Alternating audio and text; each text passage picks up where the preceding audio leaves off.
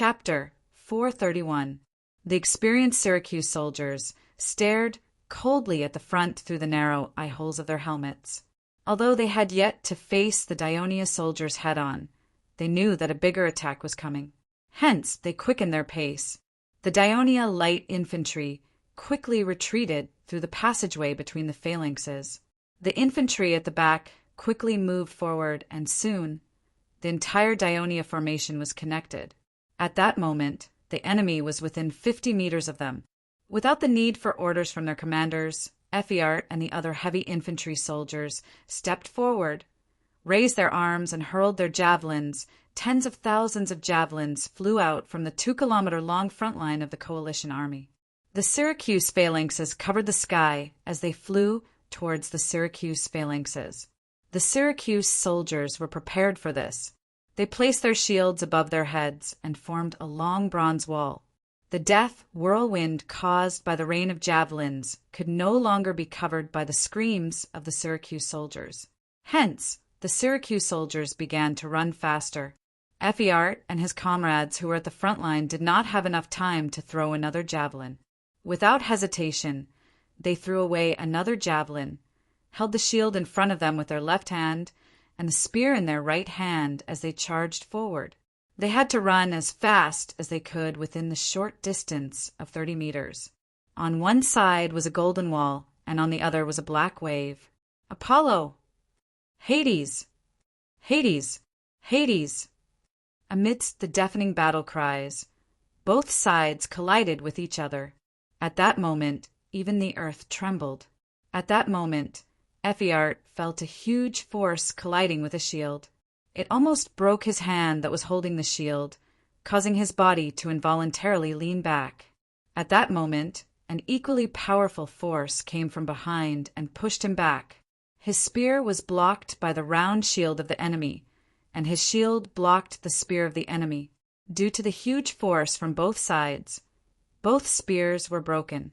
Ephialtes endured the pain in his right hand and pulled out the short sword at his waist. The soldiers of both sides squeezed together, leaving little space for each soldier to move around. The Dionia soldiers at the forefront tossed away their spears, regardless of whether they were broken or not, and switched to short swords.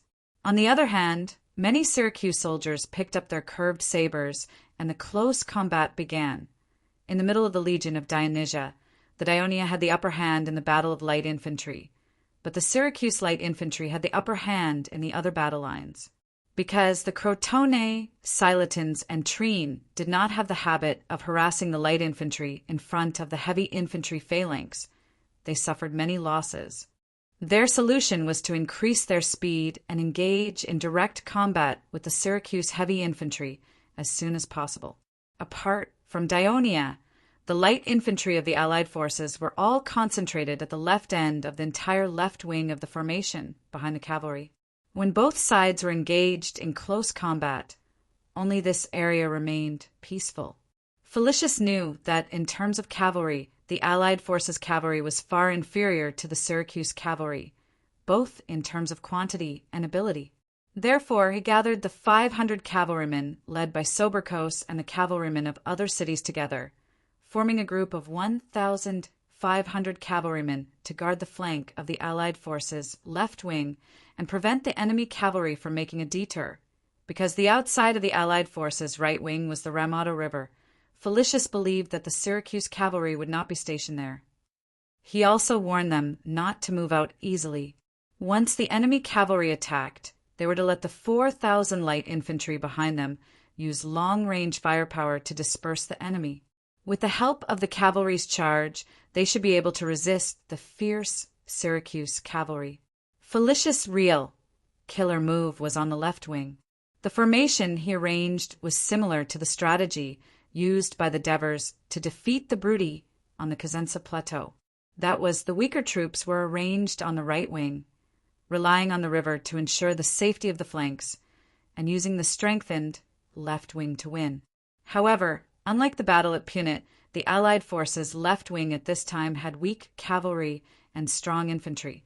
17,000 Crotone infantrymen and tens of thousands of Silesian infantrymen, A small number of Silesian infantrymen were close to the middle, formed the left wing. The thickness of the formation alone was more than 40 rows. After Phoebidas arrived at the right wing of Syracuse, although he did not know the details of the enemy's arrangement, he stood in front of the formation and watched. Just by looking at the densely packed spears that extended backward, the experienced him immediately realized that once the bugle was blown, the enemy's attack would be very shocking. He quickly made a decision. Similarly, thicken the formation on his side. However, this way, the length of the formation on the right wing, which had fewer troops than the enemy, would inevitably be shorter than the enemy, and it would be easy for the enemy to surround them from the flank. At the same time, Phoebidas made a surprising decision. He ordered the soldiers on the right wing to immediately form an arc-shaped formation, protruding outwards.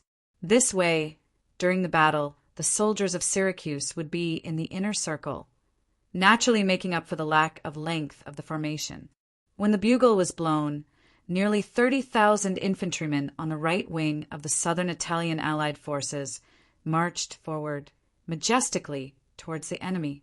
Among the soldiers of Crotone, there were many citizens like columns who had been captured by Dionia twice. They bore the guilt of being defeated, experienced the decline of Crotone from glory, and watched helplessly as their former enemy, Dionia, rose rapidly.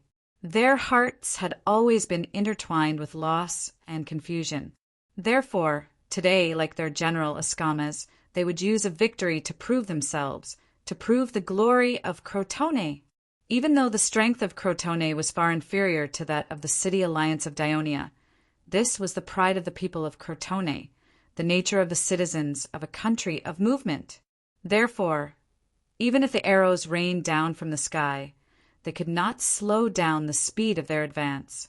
Under the situation where they tried their best to maintain their formation, they gradually increased their pace. The huge formation let out a terrifying roar, and the soldiers of Crotone began to charge. Everyone's eyes were fixed on the approaching enemy, their faces a mixture of nervousness and excitement, only looking forward to the arrival of that terrifying and enchanting moment. "Apollo!" They roared unbridledly, and suddenly collided with the soldiers of Syracuse. Generally speaking, when the heavy infantry of both sides came into contact with each other, the entire formation from the back would begin to push forward. In order to prevent the enemy from pushing them back step by step, which would eventually lead to the collapse of the formation, the infantry of both sides would not only stick close to their comrades in the front, but they would also try their best to push forward with their spears, hoping to increase the threat of the soldiers in the front. At the same time, they would push forward with all their might, causing the space occupied by the soldiers in the front to become smaller and smaller. Effiart was not worried. Like usual, he lunged forward, squatted slightly, and leaned forward. The half-length shield almost covered his entire leg, torso, and neck. From time to time, he would borrow the force from his back to push the shield forward. The force was concentrated on the bronze, semicircular ram in the center of the curved shield. The force was considerable, and if it collided with an unprotected enemy, it would be enough to cause a fracture in the enemy's chest. When it collided with an enemy's round shield, it would also cause a dent in the sturdy bronze shield. On the other hand, when the round shield of the Syracuse soldier collided with the shield, the circular ram of the shield would cause the round shield to slip, causing it to hit the wrong spot. Furthermore, the force transmitted by the round shield would spread to the entire curved shield through the ram, and when it reached Effiart, the force would be much smaller.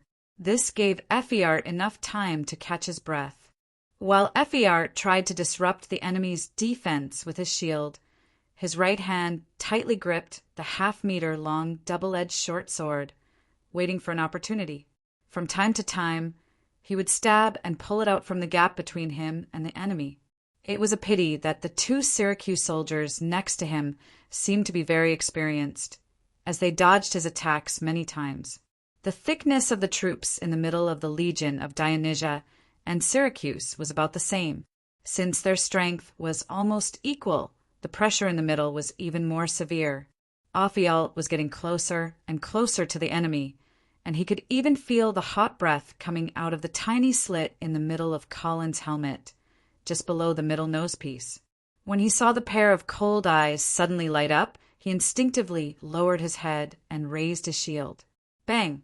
The enemy's kukri knife slashed at the shield.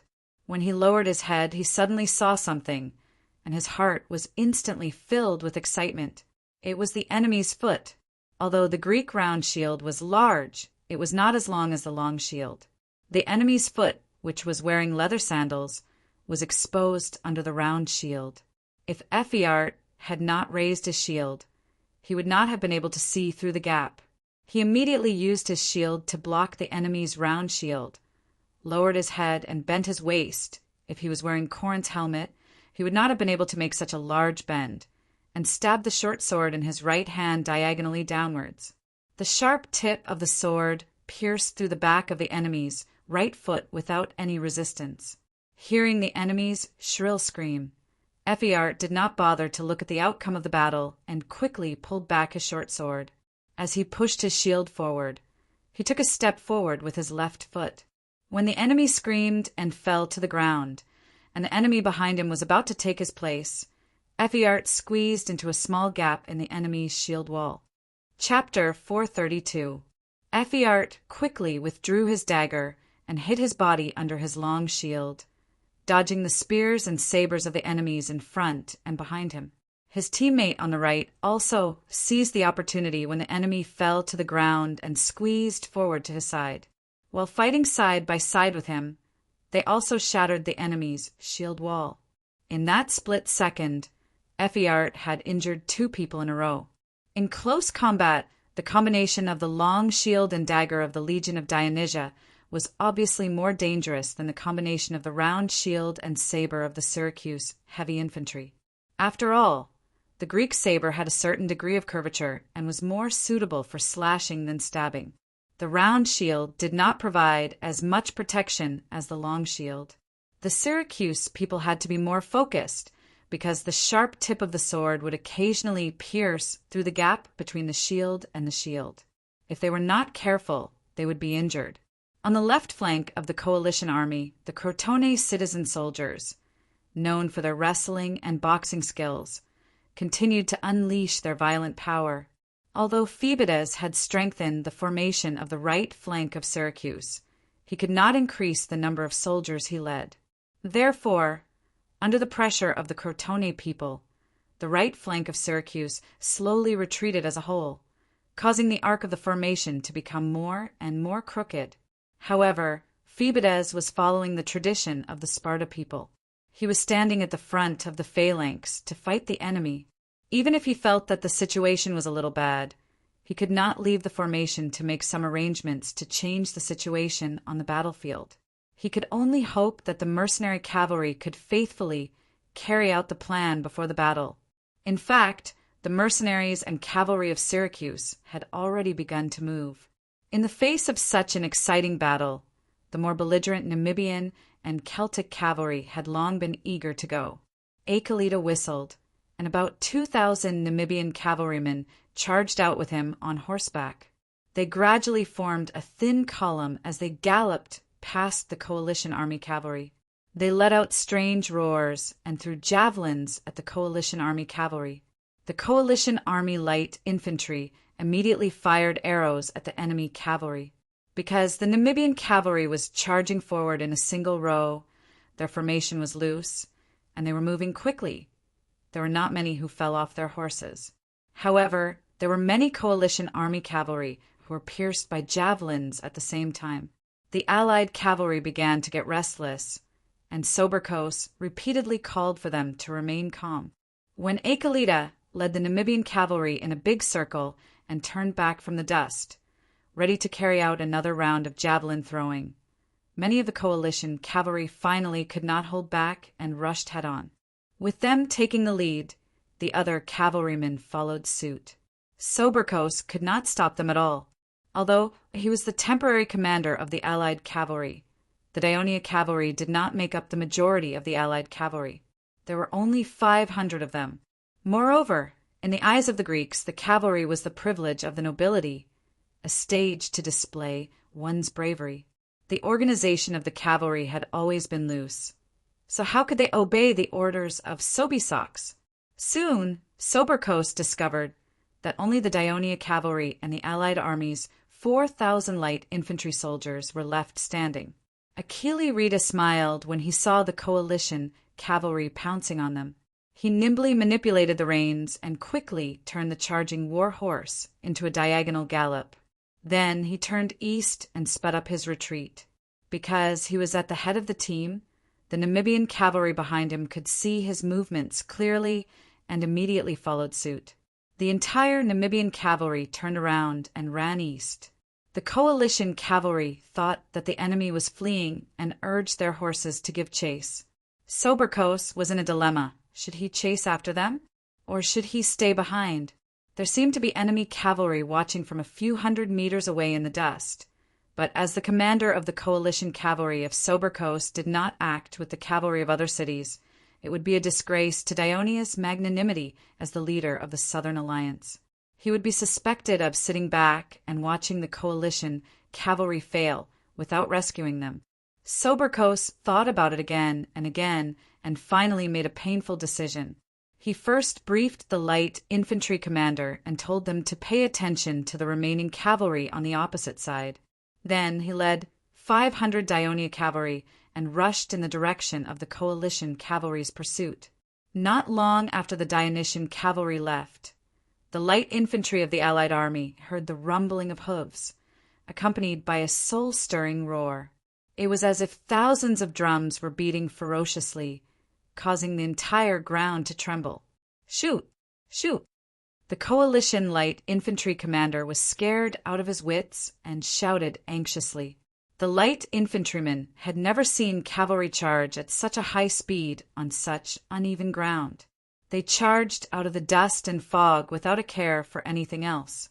The pursuit of extreme speed and the momentum of not fearing death scared them so much that their hands and feet turned numb. They hurriedly shot their arrows and turned to flee. The Celtic cavalry that was active in the Po River Valley of northern Italy was like a sharp blade that sliced through the scattered light infantry of the allied army. Horses neighed and people screamed. Many Celts fell from the war horse that had come to a sudden stop, while the coalition light infantry were either stabbed by spears or sent flying by the war horse. Most of them fled in all directions. How could the bloodthirsty Celts let them go so easily? They urged their horses to chase after them and stabbed the fleeing enemies one by one. Then they jumped off their horses and, according to the Celts' battle custom, cut off the heads of the stabbed soldiers and hung them on the backs of their horses. Soberkos never imagined that the 4,000 coalition light infantry he had high hopes for would be defeated so quickly by only 800 Celtic cavalry. However, at this moment, he did not have the time to consider the situation of the remaining light infantry. Felicius had originally chosen this place to fight to limit the performance of Syracuse's cavalry. Now, due to the rash attack of the coalition cavalry, the terrain had become a hindrance to them. It was not a big problem for them to slow down and fall off their horses. The most dangerous thing was that the Namibian cavalry was much more agile in riding on the war horse. They were even like toying with children, choosing to ride on the uneven areas and throwing javelins at the coalition cavalry that was chasing them from time to time. Their comrades who fell off their horses from time to time caused the coalition cavalry's formation to become thinner and began to shrink back. However, when the Namibian cavalry saw that the coalition cavalry was not chasing after them, they took the initiative to stick close to them. Soberkos, who was chasing from behind, used his calmer mind to notice the dust rising on both sides of the coalition cavalry's chaotic pursuit formation. He immediately felt nervous. The enemy was trying to outflank the coalition cavalry. Get them to retreat. Get them to retreat. Soberkos immediately urged the messenger beside him. Before the messengers could speed up, the allied cavalry had already begun to retreat in panic.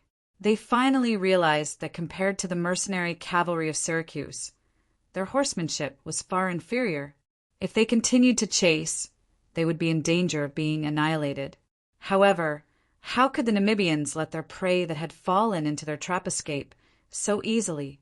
Although the big net had not been fully spread, a Kalida still blew the horn. The Namibian cavalry, with disheveled hair, wearing only simple cloth robes and riding on the back of the war horse so smooth that there was not even a cushion, immediately outflanked the coalition cavalry from 3 directions at the same time. The coalition cavalry ran back in panic like birds that had been caught in a net. Some even fell off their horses out of fear and were trampled into meat paste by the running war horse. This time, the Daionia cavalry ran at the forefront of the entire retreating and pursuing team. When Soberkos led them back to their original garrison, hoping that the 4,000 coalition light infantry stationed there could stop the enemy's pursuit, the scene that fell into their eyes shocked the Daionia cavalry. The coalition light infantry that was originally arranged in a swan-shaped formation was no longer there. Only human and horse corpses and groaning, wounded soldiers everywhere. Some bare-chested indigenous people, that is, the Celts, were rummaging through the corpses. From time to time, they would stab the wounded soldiers who were still alive and even cut off their heads. Seeing such a tragic scene, even the experienced Daionia cavalry felt their hearts palpitate. When the Celts saw the cavalry coming, they quickly mounted their horses and prepared to intercept them. At such a critical moment, Soberkos had no time to think too much. Go north! Go north! Soberkos waved his spear and pointed forward. There was only one thought in his mind: to lead these terrible foreign cavalry away, lest they bring trouble to the entire battle. Soberkos took the lead, and the Daionia cavalry led the frightened coalition cavalry to retreat to the Kalake River. The upper reaches of the Kalake River were neither wide nor deep, but when Soberkos urged his horse to run down the sloping embankment, the front hooves of the war horse suddenly slipped. He was too tired to hold the horse's neck and was thrown to the ground by the frightened war horse. Bang! Soberkos fell heavily to the ground.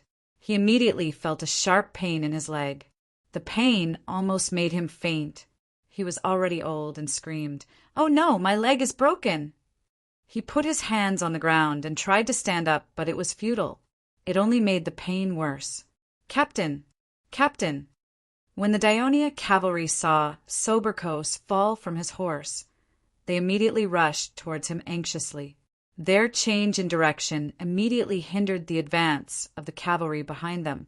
The Daionia cavalry and the coalition cavalry were crowded together on the riverbank, causing the retreat of the cavalry in this area to almost come to a halt. Men shouted and horses neighed. It was a mess, and the enemy was rapidly approaching. Soberkos endured the pain and shouted, "Don't worry about me! Go quickly! Go quickly! Don't let the flag fall into the hands of the enemy! This is an order!" As he shouted, he sat on the ground and solemnly placed his right fist on the left side of his chest. Most of the Daionia cavalry returned the military salute with tears in their eyes. They then turned their horses around and rushed into the Kalake River. Chapter 433. Go, go. If you don't obey orders, you'll be punished by military law. Soberkos roared. His face was covered in sweat and tears. The rest of the Daionia cavalry finally turned around and left. Soberkos seemed to have exhausted all his strength. He fell backward, his right fist still firmly pressed against his chest. The blue sky, the white clouds, and the dazzling sun. The sunlight that shone on his body was so warm. A smile appeared on Soberkos' face. "Long live Daionia!" he murmured. At this moment, he was not thinking about Turiai, who gave birth to him and raised him for decades, but the Daionia alliance that was only established a few years ago. When the enemy's spear pierced his chest, he did not dodge. Instead, he closed his eyes. In the depths of his heart, he saw the beautiful Elysium that was revealing its full appearance to him. In Treen, there were only about 500 militia in the city. There were no other citizens. It was almost an empty city. Why did this happen? Because when Cypros proposed to send the most soldiers to participate in the battle at the citizens' assembly, the citizens questioned him, "If the enemy suddenly attacks Treen during the battle, How can we defend the city with so few soldiers? His reply was, "Let the people temporarily move to Canopetia and receive the protection of the Dionysia alliance. They will only return after the victory of the war." In the end, the reason why the citizens' assembly passed a seemingly absurd proposal was because Syracuse's main camp was on the riverbank, not far away. Syracuse's huge fleet was wandering in the bay, like a tiger lurking in the grass, waiting for Trine at any time, causing the citizens to fear day and night. Therefore, they all hoped that the victory of this battle would completely eliminate this huge threat. After obtaining the approval of the acting governor of Canopetia, assists, more than 40,000 Trine citizens brought their food and belongings north to seek refuge. After Cypros left with 8,500 soldiers, there were less than 500 militia left in the city. They closed the city gates and nervously monitored the movements outside the city. "Look, Syracuse's fleet." A soldier pointed to the sea outside the port and shouted nervously. For the past 2 days, Syracuse's ships had been entering and exiting the Ramato River, and the people of Trine were somewhat used to it. But this time not only were there cargo ships, but there were also warships, and the number was astonishing. There seemed to be no less than 200 ships. There are soldiers on the ships. When the Syracuse fleet sailed into the Ramato River and was very close to Trine, the soldiers on the city walls could clearly see that there were 2 ships entering the river, one after the other, and each ship was filled with soldiers. I'm afraid there are more than 10,000 people. It's impossible for us to defend this city with just these few people. Let us retreat now." The Trine soldiers screamed in panic, but they soon discovered that the huge fleet did not stop near the Trine River. Instead, they sailed straight upstream. The soldiers breathed a sigh of relief, but the Trine General Blomalas, who had been looking down at the 2 dragons in the Ramato, had a grim look on his face, and a terrible thought occurred to him. "Immediately ride your horses to the battlefield. Tell the coalition commander that tens of thousands of Syracuse soldiers are on their way to the battlefield. I hope they—" At this point, Blomatos suddenly thought of something and could not continue. According to the report from the scouts, the Allied army had already started fighting against the people of Syracuse. All the units of the Allied army should have sent in all their forces. Even if the generals knew about this, what could they do to stop the enemy's reinforcements? Looking at the equally nervous messenger, Blomatos tried to calm himself down. "Go quickly." Yes, the messenger turned and was about to leave the city wall. Blomatos said cautiously, "After you send the message, stay near the battlefield.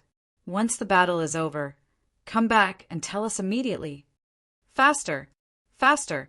Leptinius stood behind the piper who controlled the rhythm of the oars and personally gave the order. Under the fast beat of the drums, dozens of sailors rowed the oars with all their might. This was the 50-oared warship at the forefront. It moved quickly on the surface of the water, and naturally it brought the fleet at the back and the side of the ship forward. Coupled with the southeast breeze, the entire fleet did not slow down even though they were going against the current. Even though the fleet was moving quickly, Leptinius's expression was still solemn.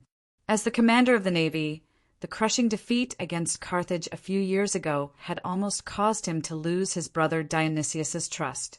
Hence, since the start of the battle, he had made up his mind to redeem himself. He wanted to prove his ability to Dionysius, and to the people of Syracuse who mocked him for sitting in his position based on blood and not ability. Hence, he had to arrive in time for the battle. He could not disappoint his brother Dionysius and embarrass himself. The river confluence is just ahead. The lookout who was leaning on the mast shouted. Leptinius quickly walked to the bow of the ship. In front of him, the calm river forked, one to the left and the other to the right. Leptinius's tensed face finally showed a hint of excitement. Prepare to turn the rudder to the left. In fact, there was no need for him to give the order. The experienced helmsman was already adjusting the course of the warship. watching the warships steadily turn into the left side of the river and continue to cut through the waves. Leptines finally smiled. According to the map that Dionysius had sent someone to give him yesterday, he knew that there was a large stretch of flat beach on the right side of the river 4 miles ahead. That was the place where he had determined that the fleet would land. To ensure a smooth landing, he did not bring a single 3-oared warship with him. That was because a 3-oared warship was too large and long.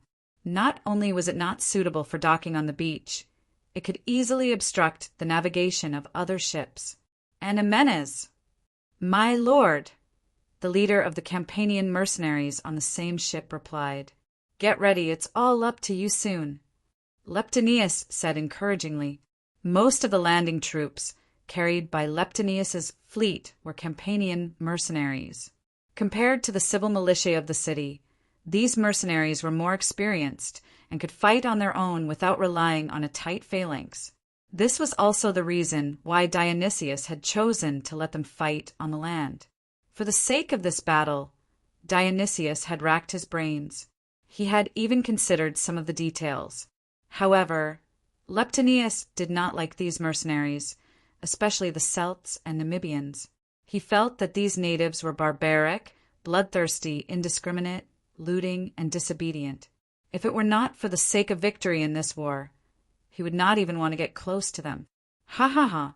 My brothers can't wait to kick the ass of the great Greeks. This is probably the easiest battle we've ever fought for Lord Dionysius. Anamenes laughed loudly.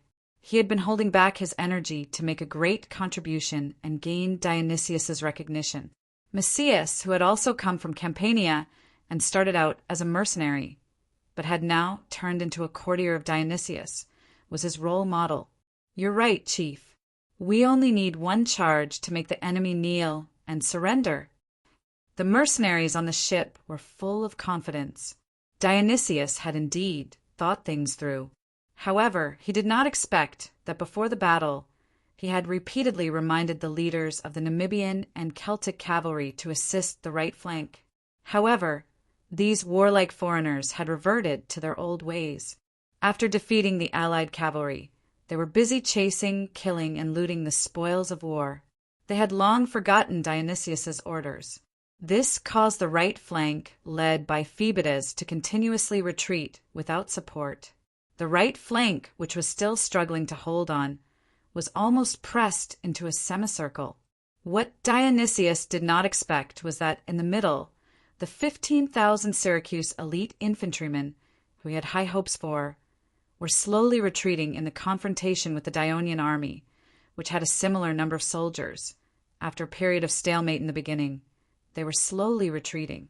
The retreat of the middle also affected the left flank. After receiving urgent reports from the left, middle, and right flank, Dionysius felt that the entire front was retreating. Yes, the entire formation. He no longer had the carefree mood he had at the start of the battle. He ordered his adjutant, Damocles, and his attendants to stand close to the back of the middle formation, shouting at the soldiers to encourage them to perk up and fight back against the enemy's attack. However, amidst the roars, screams, and the loud noise caused by the clash of spears and shields, the effect was almost negligible. The middle formation was still slowly retreating. What's going on? Why haven't the reinforcements of the Phasapeses arrived yet? Dionysius asked anxiously. His irritation affected the war horse he was riding, which kept shaking its head and neighing. Sir, the messenger has just reported that the troops led by the Phasapeses are only a mile away from the right flank. Damocles immediately replied. You go. Dionysius pointed at him. Direct the Phasapeses directly to the right flank and attack the enemy's flank. Yes, sir. Where is Leptinus' fleet now? They have already passed the position of the left flank, sir. Chapter 434. The Trine messenger galloped on his horse. As the Ramado River was too deep for him to traverse, he had no choice but to make a big detour to the north. By the time he reached the battlefield, he had already worn out the skin on the inside of his thighs. His horse's belly was stained red, and he was on the verge of collapsing. When he saw the Dionia scouts approaching him, he shouted, I'm the messenger of Trine. Syracuse's fleet is carrying tens of thousands of soldiers from the Ramado River as reinforcements. Quick, go and report to your commander. Felicius was in a good mood. Although the defeat of the allied cavalry had worried him for a while, the Syracuse mercenaries were busy chasing the retreating soldiers instead of helping their infantry to reverse the situation on their right flank. Therefore, while he was feeling lucky, he also mocked the Syracuse cavalry in his heart. Although they were strong, they lacked discipline and the ability to see the big picture. Now, Dionia's left flank was advancing, the middle was advancing, and even the right flank was advancing. Felicius had already ordered the flag-bearer to move the erected flag forward. It seemed that it would be moved again. Soon. Felicius was calculating how much longer the Syracuse people could hold on. At that moment, he was certain that victory was as ripe as an apple. It was within reach. But at that moment, a scout galloped from the west. Reporting, Commander, Syracuse reinforcements are landing at the Ramado River. There may be tens of thousands of them. After receiving the notification from the Trine messenger, they rushed to the riverbank to confirm. What they saw shocked them. What did you say? Tens of thousands of enemy reinforcements. Felicius, who was in high spirits, felt as if a bucket of cold water had been poured over him. Yes, Lord Commander, tens of thousands of Syracuse reinforcements. They're about to land on the riverbank a mile behind our right flank. The scout shouted anxiously, We have to stop them. This shocking news caught Felicius off guard. His slightly panicked gaze swept across the people around him, and the people around him also looked at him nervously. He was the commander of the Allied forces, and everyone was waiting for his orders. Felicius realized this. He coughed twice to calm his flustered emotions. Order. 2 light armor squads and 2 light infantry squads. Immediately rush to the riverbank where the enemy has landed. Stop them at all costs. Don't let them attack our rear. Yes. Blow the bugle again. Urge the 4th and 5th legions to speed up the attack. Hurry up and inform the 2 corps commanders and the 3 generals, Cypros, Ascias, and Escamas, of our current dangerous situation. Tell them not to hold back and attack the enemy with all their might. Everyone immediately obeyed the order. After everything was set up, Felicius finally had the time to think. Where did the enemy get reinforcements of tens of thousands of people? Could it be Medma's troops? However, the Trine people had said that Medmar was just a small city. How could it send out tens of thousands of citizen soldiers? Felicius had yet to think about the Syracuse troops besieging Corinna City, because the scouts of the Allied army had been reporting that more than 40,000 of the Allied army of Silo had been preparing to attack the city.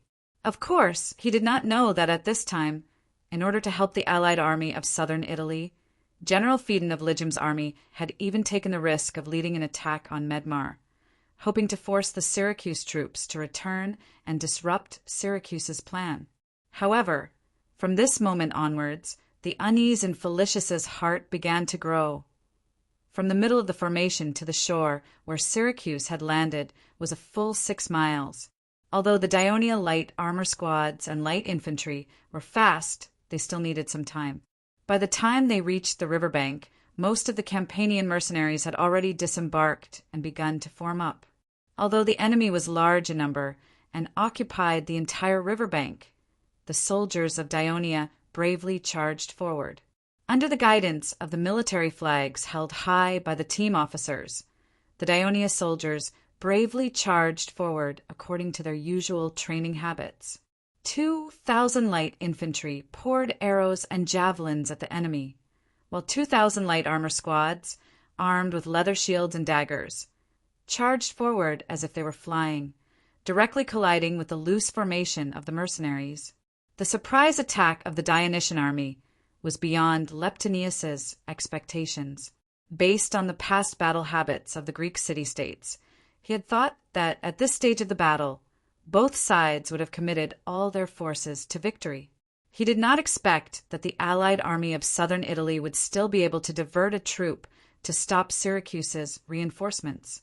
Of course, he did not know that it was not that Felicius had already known of Dionysius's plan, but that there was a rule in the Dionian military law that stated, as a commander during a battle, he should maintain a reserve force so that he can enter the battlefield at the critical moment to change the situation. That was what Felicius did. The 2,000 light armor squads were his reserve force, while the 2,000 light infantry squads, after completing the initial attack, retreated to the rear of the formation and became part of the reserve force. The sudden attack of the 4,000 Daionia soldiers through the Campanian mercenaries who had just disembarked into a state of confusion. At this critical moment, Leptinius hurriedly directed the remaining ships to quickly dock.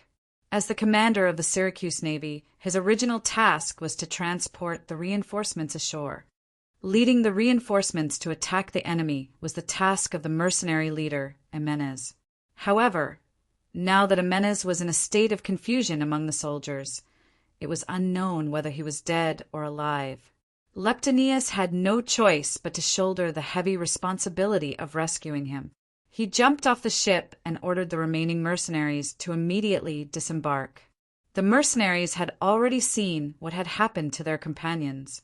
They were very anxious. Some of them did not even wait for the ship to dock before they jumped onto the beach. After Leptinius hurriedly reorganized his troops, he led them around the mercenaries who were forced to retreat and were on the verge of collapse. Braving the rain of arrows from the Daionia light infantry, they attacked the flank of the Daionia light armor squads. The fierce attack of the light armor squads was forced to a halt. In fact, the long-distance march and the previous swift and violent attack had consumed a lot of their stamina. The chaotic mercenaries at the front finally recovered and began to make use of their advantage in numbers and heavy armor. The casualties of the Daionia light armor squads rose sharply. If the 1st and 2nd Daionia light armor squads were here, they should be able to hold out longer.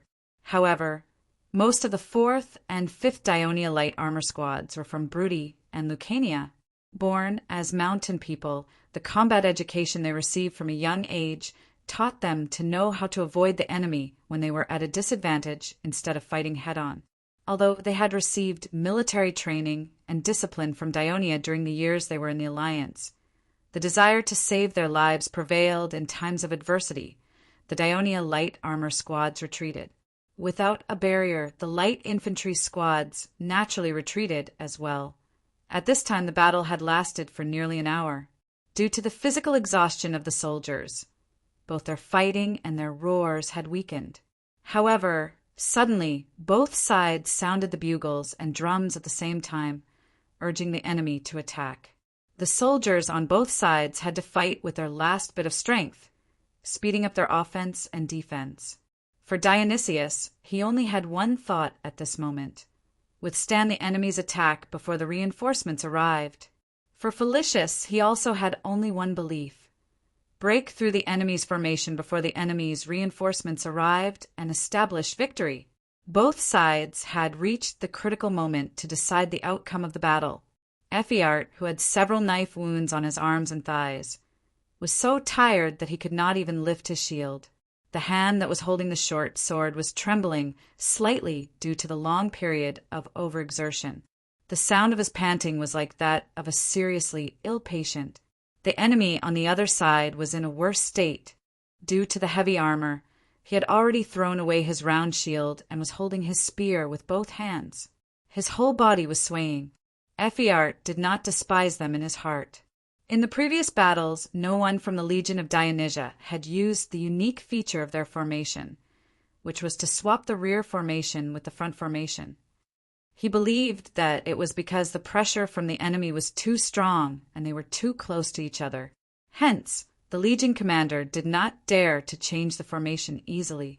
In fact, the other main reason for not changing the formation was that this was the first time the 4th and 5th Legions had participated in a battle. Faced with a strong enemy, they were facing the Alliance army on their left and right sides. It was also their first time fighting together. Felicius was afraid that if they changed the formation hastily, the soldiers would make mistakes under the pressure. In addition, the Alliance army did not understand and did not cooperate. After all, swapping the rear formation with the front formation would require the entire formation to gradually retreat, which could lead to chaos. The sonorous sound of the bugle not only urged the soldiers on both sides to hurry up, but also other troops, such as the mercenary cavalry of Syracuse, who were leisurely returning after chasing the Alliance cavalry. Of course, there were also 2 Syracuse reinforcements rushing to the battlefield. According to the habits of the general of the Crotone Legion, Escamas, he would definitely line up at the front of the formation and fight the enemy face to face. However, before the battle, Felicius requested the generals of the Federation Army to sit at the rear and not participate in the battle, so that it would be easier to communicate. At that time, Escamas had mocked the people of Dionia for being afraid of death. Now he should be grateful for Felicius' request, because he heard a different bugle sound coming from the opposite side. The bugle sound came from the outside of the Crotone Legion. It was sonorous and ear-piercing, and it was getting closer and closer. Then, in his field of vision, countless soldiers in bright armor suddenly appeared, Syracuse's reinforcements. Escamas panicked and actually fell from his horse. He watched helplessly as they roared and rushed towards the rear formation of the Crotone Legion like a tide. Chapter 435. Report. Lord Commander, our blocking troops have been repelled. The enemy is attacking our right flank. Although Felicius was mentally prepared, he still felt his heart palpitate when he heard the news. He stared anxiously at the dust-filled area in front of him. The figures and voices were still the same as before. The Diolia Legion that he had high hopes for still showed no signs of breaking through the enemy. Lord Commander, what should we do? The aide-de-camp asked anxiously. Felicius was silent. The Allied forces did not have the strength to stop the enemy's reinforcements at this moment. His heart was in a mess, but he still had a sliver of hope. However, this hope was quickly shattered. Lord Commander, enemy reinforcements have appeared on the right flank. There are tens of thousands of them. They are attacking Crotone's rear fiercely. Crotone can't hold them off. They are already retreating. What? Felicius and his followers were dumbfounded, as though they were struck by lightning. The battle-hardened Felicius was the first to regain his senses. He immediately yelled, "Retreat! Blow the retreat horn! Retreat immediately!" Since the Allied forces' defeat was certain, then they had to bring the 4th and 5th legions back safely, under Felicius' pained gaze. Woo! Woo! Woo! The retreat horn resounded from the rear of the Allied forces.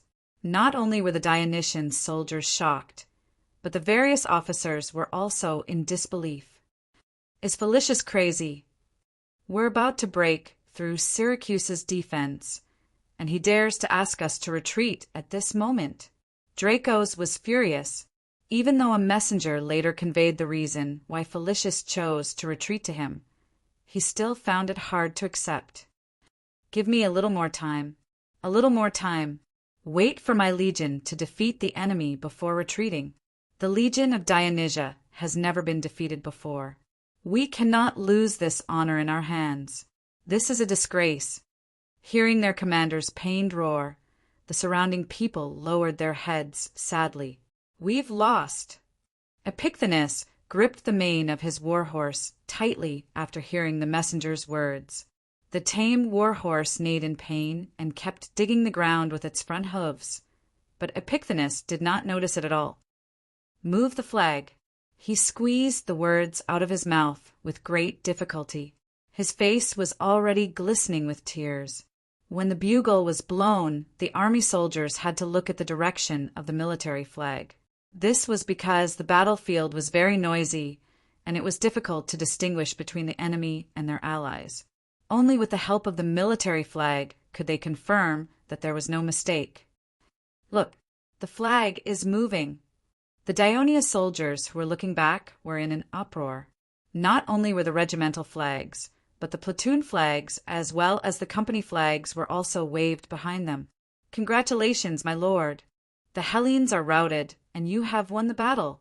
This is a great victory. From now on, you have the final say in this land." Faced with the praise of Damocles, Dionysius did not feel too proud. Victory was within his expectations after all. 70,000 versus 50,000. However, he did not expect Syracuse's most elite heavy infantry to be completely suppressed by Dionea's so-called legions on the battlefield. Most importantly, these were the 4th and 5th legions made up of foreign races. Dionysius had been rather diligent in collecting information on Dionia. If they had encountered the 1st and 2nd legions, what would Syracuse's heavy infantry do? Therefore, even though they had won, Dionysius still remained vigilant. Although the enemy has been routed, the battle is not over yet. Continue to urge the reinforcements on both flanks to continue the pursuit. Kill and capture more Greeks, especially the Dionia. Bring all the messengers to me and find Achelida and Gubra. Tell them that I am very angry at them for disobeying orders and assisting in the attack on the enemy's right flank. Unless they immediately pursue the enemies in black armor, kill as many of them as possible and capture as many of them as possible. Don't even think about getting a single silver coin as a reward. Ephiart had practiced how to retreat in his previous military training. He did not expect to use it in his first battle. After throwing his shield at the enemy with a pained expression, he turned around and ran with his short sword in hand. The enemy threw a saber at his back, causing him to stagger and almost fall. Ephiart quickly got up on all fours. His unit was already more than 10 meters away from the enemy's formation. He looked at the fluttering military flag and hurriedly chased after them. The moment when he turned around to escape was the most dangerous moment. Some soldiers were stabbed by the enemies that caught up to them. Seeing their comrades fall to the ground and cry for help, the Legion soldiers who had always emphasized unity no longer cared about saving their comrades. They ran with all their might, hoping to put some distance between them and the enemy. The team leader shouted, "Quick! Quick! Quick!" Ephiart's nervous heart was temporarily relieved when he heard the commander's voice clearly. The officer said, "Quick! Quick!" This did not mean that the soldiers were allowed to run around randomly. According to the Dionia military law, they were required to gather under the nearest military flag and move together to avoid confusion and disorganization. As they ran, Ephiart heard the footsteps behind him getting softer. When he turned around, he saw that the enemy had already put quite a distance between them, and some of them had even stopped chasing. It was easy to understand that the soldiers of Dionia had exhausted their stamina while carrying heavy armor and fighting nonstop for an hour. Furthermore, in their usual military training, armed cross-country training was one of the most important activities. The people of Sparta had also done this since they were young. The soldiers of Syracuse who had already won the battle obviously did not have the desire or the ability to continue chasing after the enemy. Ephiart's nervous heart calmed down even more. However, after running for a while, the main force gradually slowed down. It turned out that Legio IV's position was slightly to the right, adjacent to Trine. Amenes led the Campanian mercenaries from the west to the east in an attempt to catch up with the fleeing Trine. At the same time, the sailors of the fleets anchored on the riverbank saw that there was a chance for them to take advantage of the situation. In order to obtain the spoils of war, they also went ashore to join in the interception. This made the large net of pursuit denser and denser, forcing the large group of panic-stricken fish to flee eastward. This naturally reduced the space for Dionia's Legio IV to retreat. Quick! Quick! Quick! Epithenes, who was standing on the bank of the Karash River, anxiously urged his legionnaires to quickly cross the river. He did not care if the soldiers could hear him in such a chaotic situation. Felicius, who was standing on the other side of the Karash River, was in even more pain. He did not expect that the river, which was chosen as a barrier to prevent the enemy cavalry from taking a roundabout route, would now become a shackle to the retreat of the legion of Dionysia. Although the river was neither wide nor deep, thousands of panic-stricken soldiers surged in at the same time, instantly trampling the riverbank into mud. Once a panicked soldier fell, not only would it be a disaster for him, but it would also be a disaster for the soldiers behind him. Countless soldiers were entangled in the riverbed. There was no longer any order. Everyone was pushing and shoving, and the scene became even more chaotic. Felicius felt like he was seeing the tragedy in the canyon of Persia again. His cries and warnings were so insignificant in this 10-mile stretch of river that they could be completely ignored. Felicius was filled with regret and hatred. He did not dare to look again. When he turned his head, he saw a row of buglers and military drummers behind him. In an instant, an idea flashed through his mind. Quick! Blow the battlefield march! Blow the battlefield march! He shouted crazily, and the buglers were so frightened that they hurriedly put the horn mouthpiece on their right shoulder into their mouths. Because of their nervousness, they blew the first note out of tune. But gradually, they played it more fluently and more forcefully. The battlefield march was also adapted from a symphony that Devers had heard in his previous life. It used a majestic, powerful, and fast melody to show the fearless spirit of the soldiers rushing to the battlefield and killing the enemy. When this melody echoed in the Karash River segment, the soldiers of Legio who heard it were aroused with courage and honor, and gradually regained their rationality. The chaos in the riverbed was also alleviated.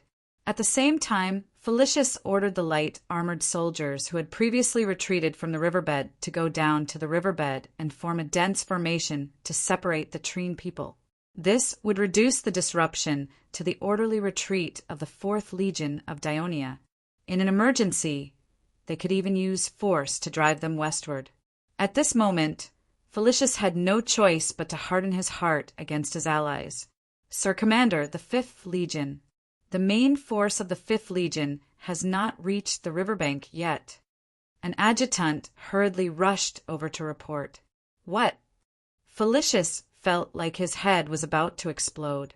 The first wave had not yet subsided, and another wave had arisen.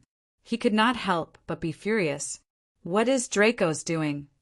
Due to Draco's unwillingness, he hesitated on the issue of retreat. Most of the soldiers heard the buglers, but saw that the military flag had not moved, so they did not dare to retreat. It was only when Dracos realized that the left and right troops of the 5th Legion were all retreating, and the 5th Legion was about to become an isolated army, that he hurriedly ordered a retreat. Chapter 436. With that, the 5th Legion should have more space to retreat to the north. However, not long after the 5th Legion began to retreat, they were targeted by Syracuse's mercenaries. After being reprimanded by Dionysius, the Namibians and Celts had no choice but to perk up and chase after the men in black armor from the east to the west. The fewer defeated soldiers along the way made it easier for them to ride. Then they saw the retreating 5th Legion of Dionysia. The soldiers of the 5th Legion were still relatively concentrated and orderly as they retreated. This was clearly not conducive to the cavalry's charge. Even the ferocious Celts were not foolish enough to charge straight into the heavy infantry formation. However, the cunning mercenaries had their own methods. They once again formed a column and rode their horses close to the Daionia soldiers. They shouted loudly as they quickly swept past the 5th Legion's formation, throwing the javelins in their hands continuously. The hurried galloping of the horses, the heart-palpitating cries, and the screams of their comrades. This caused the already low morale of the 5th Legion to become even more frantic. They sped up and ran forward, hoping to escape the terrifying enemy cavalry behind them. The retreating troops of the 5th Legion began to fall into chaos. Seeing this, Dracos made a decisive decision. Behind him was the 1st Main Company. He turned his horse around and shouted, "Brim, bring your 1st Main Company and follow me. Stop those damned cavalry. Let the rest of us retreat safely." Broom, once the leader of Abyssinia, a tough man among the Brути, and now the leader of the 1st Main Company of the 5th Legion, answered without hesitation, "Yes, Lord Commander." The bugle for the attack was not sounded, for fear of affecting the retreat of the other soldiers. However, the 1st Maine Company's flag was pointed in the opposite direction of the retreat, followed by the company flag, and then the division flag where the enemy cavalry was. Under the orders of the officers, the soldiers of the 1st Maine Company turned around, as the other soldiers fled in panic. The 1st Maine Company of the 5th Legion charged forward. At the front was the fully armed Commander Dracos on horseback, followed by the 1st Maine Company's leader, Brim. Dracos turned back to look at the soldiers of the 1st Maine Company, who were panicking but determined to follow him. He was satisfied, as expected of the men of Abyssinia. My best soldier, my best brigade, for the soldiers of the 1st Brigade are all from Ciudad Abyssinia. To be able to fight alongside my lord is the glory of our 1st Brigade. Brim puffed out his chest. Dracos nodded and ordered loudly, 2 rows in a row. Maintain the formation and retreat slowly. Don't let a single enemy escape. At that moment, Dracos did not think about the issue of life and death. He only had eyes for the mercenary cavalry that whizzed past him. Dionysius, who had been studying Dionia's past battles, learned from Dionia this time. He made use of the high mobility of the mercenary cavalry and the 2 reinforcements, who had just entered the battlefield and were full of energy, to pursue the defeated soldiers of the Southern Italian coalition until dusk, when they finally returned to camp. The route of the defeated soldiers of Trine was blocked by the Ramato River. With the warships waiting in the river, most of the soldiers were forced to retreat north with the Dionysian army in the middle of the road under the pursuit of the Campanian mercenaries and the sailors of the Syracuse fleet. The scouts sent out by Trine fled back to the city in panic and reported the news of the defeat to the garrison stationed in the city. Everyone fell into a great panic. General Blamarez saw that the main army could not return, and the city of Tolina was alone, unable to deal with the incoming army of Syracuse. He had no choice but to make a painful decision, to give up the city of Tolina and withdraw the soldiers to the city of Canopetia of the Dionian alliance. The lookouts of the Syracuse warships that cruised the port discovered the unusual movements of the Trine garrison. After the Trine army left, they sent sailors ashore to test the waters and easily occupied an empty city. Just like that, at dusk after the Battle of the Ramato River, Syracuse occupied Trine, giving their army an excellent foothold in the center of Great Greece. The materials needed by the Syracuse army could be transported by sea to the port of Trine for transfer, which was convenient and safe. However, Dionysius was not satisfied. His greedy eyes stared at Silatina, which was not far from the battlefield. The situation of the Silatina soldiers who participated in the battle was more tragic. They fled east and squeezed together with the defeated Crotone soldiers, wasting precious time. Their route east was cut off by the reinforcements of the Fascipeses. Behind them, some of the Syracuse soldiers, led by Phoebidas, did not care about fatigue and persisted in their pursuit. As a result, some of the Silatina soldiers were killed in battle, some surrendered, and some were carried north by the defeated Crotone soldiers. Only about 3,000 of them managed to escape back to Silatina. Because the 4th and 5th legions of Dioria in the middle were further away from the enemy's flanks, and because their allies helped to stop them involuntarily, their retreat was relatively smooth.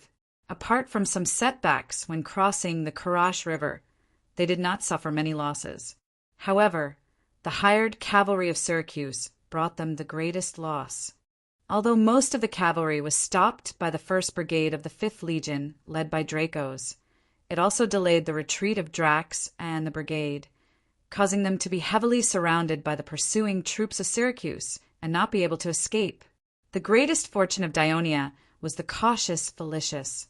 Although he had agreed to the allied forces to engage in a decisive battle, after discussing with Ansitanos, he still had a plan in mind. He had considered the possibility of failure, so after the army got into formation, he let Ansitanos lead the 2 legions supply camp, engineering camp, medical camp, and other auxiliary personnel out of the camp, marching north, retreating to the place between Asprostum and the battlefield. Felicia's plan was that if they won the battle, Syracuse would be driven out of the Orphemia plain, and it would not be too late for the supply camp and auxiliary troops to return. But if they lost, they could no longer retreat to the camp, but should retreat to the city of Asprostum according to the instructions of the Devers before they left, and set up a new defense. Therefore, while the Syracuse army was pursuing the routed soldiers, the slow-moving auxiliary troops of Dionia had already retreated to the city of Asprostum, thus avoiding the fate of becoming prisoners of Syracuse because there were no soldiers defending the camp. Perhaps Apollo could not bear to witness such a tragic battle between the Greeks, so he let the sun set behind the mountains early, and darkness quickly took over the whole world. Apollo's sister, the goddess of the hunt and the moon, Artemis, was lazy and did not let the moon hang high in the sky, so Hades took control of the night. Logically speaking, the allied army should be thankful that they had the protection of Hades, whom the Dionia people believed in. At least the arrogant Syracuse cavalry did not dare to come out to chase them in the dark of the night, but the darkness also created a lot of difficulties for the allied army to retreat. In the dark, the routed soldiers could not see the flags and the tassels of their officers, so they could not regroup. Except for the legion of Dionysia, which was in a slightly better situation, the rest of the routed soldiers were completely scattered. In fact, this area was at the edge of the hills, and the ground was uneven and full of potholes. Tired, hungry, panicked, and in the dark it was easy for the routed soldiers to fall. If they could not stand up in time, they would be trampled by the soldiers behind them, so there were a lot of injured soldiers. Thousands of routed soldiers mourned the death of their comrades in the dark, while shouting the names of their officers and worrying about their own safety trudging forward in the dark. They felt for the first time that the road between Asprostum and Tarentum to Silent Land was so long, until late at night, Asprostum's governor, Agathia, who had received the news of the battle's failure, urgently sent out cavalry and citizens with torches to illuminate the routed soldiers along the way. Tarentum also made corresponding measures, and the routed soldiers finally broke away from the fear of the dark. Throughout the night, both cities were busy taking in the routed soldiers. This night was also a sleepless night for the people of Silent Land. As Silent Land was not far from the battlefield, the news of the battle's failure spread throughout the city immediately, and the people immediately fell into panic. By dusk, a total of more than 3,000 citizen soldiers escaped back to the city, and after that, only sporadic routed soldiers returned. In the morning, a huge army of 14,000 soldiers left the city, and in the evening, less than a third of them returned. The whole city was in a state of grief. Chief General Pertines was even more regretful. If he had known, he would not have forced the Dionia people to hastily carry out the battle. But now, the crisis of Silent Land had only just begun. In the Southern Alliance, Silent Land City was considered a large city. In the past, it was a source of pride for the people of Silent Land, but now it had become a problem for the people of Silent Land, because their defenses were severely lacking. According to the routed soldiers, they were defeated by Syracuse's reinforcements who suddenly appeared on the battlefield. Then, the military strength of Syracuse on the battlefield was probably more than 50,000 people. With such a large number of Hittites in the Syracuse army and the momentum of victory, who would Dionysius' next target be? Pertines and the council members dared to think that it must be Silent Land, because the distance was too close. Now that Dionia and Crotone had just suffered a crushing defeat, they would definitely not be able to send reinforcements to Silent Land in a short period of time. If Silent Land wanted to escape from Syracuse's attack, they could only rely on themselves. Chapter 437. There were victories and defeats in a battle, and there were also joys and sorrows. While the allied army was tasting the bitter fruits of their defeat, the people of Syracuse were enjoying the joy of victory. In Dionysius's tent, candles were lit, and the generals were gathered together. They ate and talked about today's battle. All of you, stop fighting! Phoebides is the main contributor to our victory. Dionysius sat at the head of the table. He looked around and pointed at Phoebides. I didn't expect that Dionia general to deploy so many soldiers on their left flank. If it wasn't for Phoebus' strategy, our right flank would have been breached before our reinforcements arrived. You're right, sir. Phasapeses immediately agreed. When I led my army to attack the enemy's flank, I was shocked. The thickness of the enemy's formation. Some of them were more than 50 rows. I've never seen anything like that before. The length of each row was... Phasapeses couldn't find the right word to describe it. He gestured with his hands and said, "It's even longer than this tent." Not only did such a powerful force not defeat our right flank, it even tired the enemy out. That's why I led my soldiers in a small charge, and the enemy was easily defeated. The crowd couldn't help but gasp in admiration, although Phoebus felt proud of himself. He didn't boast about himself in front of everyone. Sparta wouldn't do something so superficial. Besides, he was only fighting for Syracuse. Glory or not didn't matter. He was only enjoying the joy of the battle, being at the forefront of the battlefield. He was so tired that he didn't want to talk much. "Leptinus, your performance this time was beyond my expectations." Dionysius looked at his brother and said loudly with relief, "When the attack of the mercenary army, led by Endidomenes, was blocked, you didn't run away. Instead, you bravely shouldered the responsibility and repelled the enemies who came to intercept us, ensuring that our attack on the enemy's right flank and rear went smoothly. We were able to obtain victory in this battle because of your contributions. In addition, your fleet also boldly attacked and obtained the first victory after our victory, Trine." Dionysius was generous in his praise of Leptinus, not only because of his brother's performance, but also because he wanted to show those who criticized his nepotism that he, Dionysius, had the correct way of using people. "My lord, it's all thanks to General Leptinius' help this time." Endymenes took the opportunity to flatter Leptinus, and at the same time he tried to explain his mistake. "I did not expect the Greeks to keep a troop in the heat of the battle. Instead of sending them into battle, they launched a surprise attack on us. That's why we didn't win this battle easily. That Dionia general isn't simple." Dionysius sighed. He had seen his elite troops being pushed back by the legion of Dionysia when he was at the rear of the formation in the middle of the battle. Moreover, there were more than 1,000 casualties in the middle of the battle. This shocked him and made him feel uneasy. "It's a pity that we couldn't keep more Dionia soldiers." The two mercenary leaders were embarrassed by his words. The more straightforward Celtic leader, Gubra, explained in a strange Greek accent. "We tried our best, but the Dionia soldiers didn't run away at all. Instead, they lined up in formation and fought with us. We lost many of our people. Those Dionians stretched out their formation and guarded the riverbank, forcing us to fight them head-on. It's very difficult for cavalry to fight against heavy infantry head-on." Aeaclida also tried to explain from the side. Dionysius glanced at the two of them. He only wanted to teach these two rebellious foreign leaders a lesson. He did not want to fall out with them. "In any case, you managed to hold back more than 1,000 Dionia soldiers. In the end, you killed and captured them, including a legion commander. I think this is probably the biggest military loss the Dionia alliance has ever suffered since its establishment." "My lord, that's because the Dionia alliance was founded not even as old as my youngest son." The other general of Syracuse, Astagras, sneered.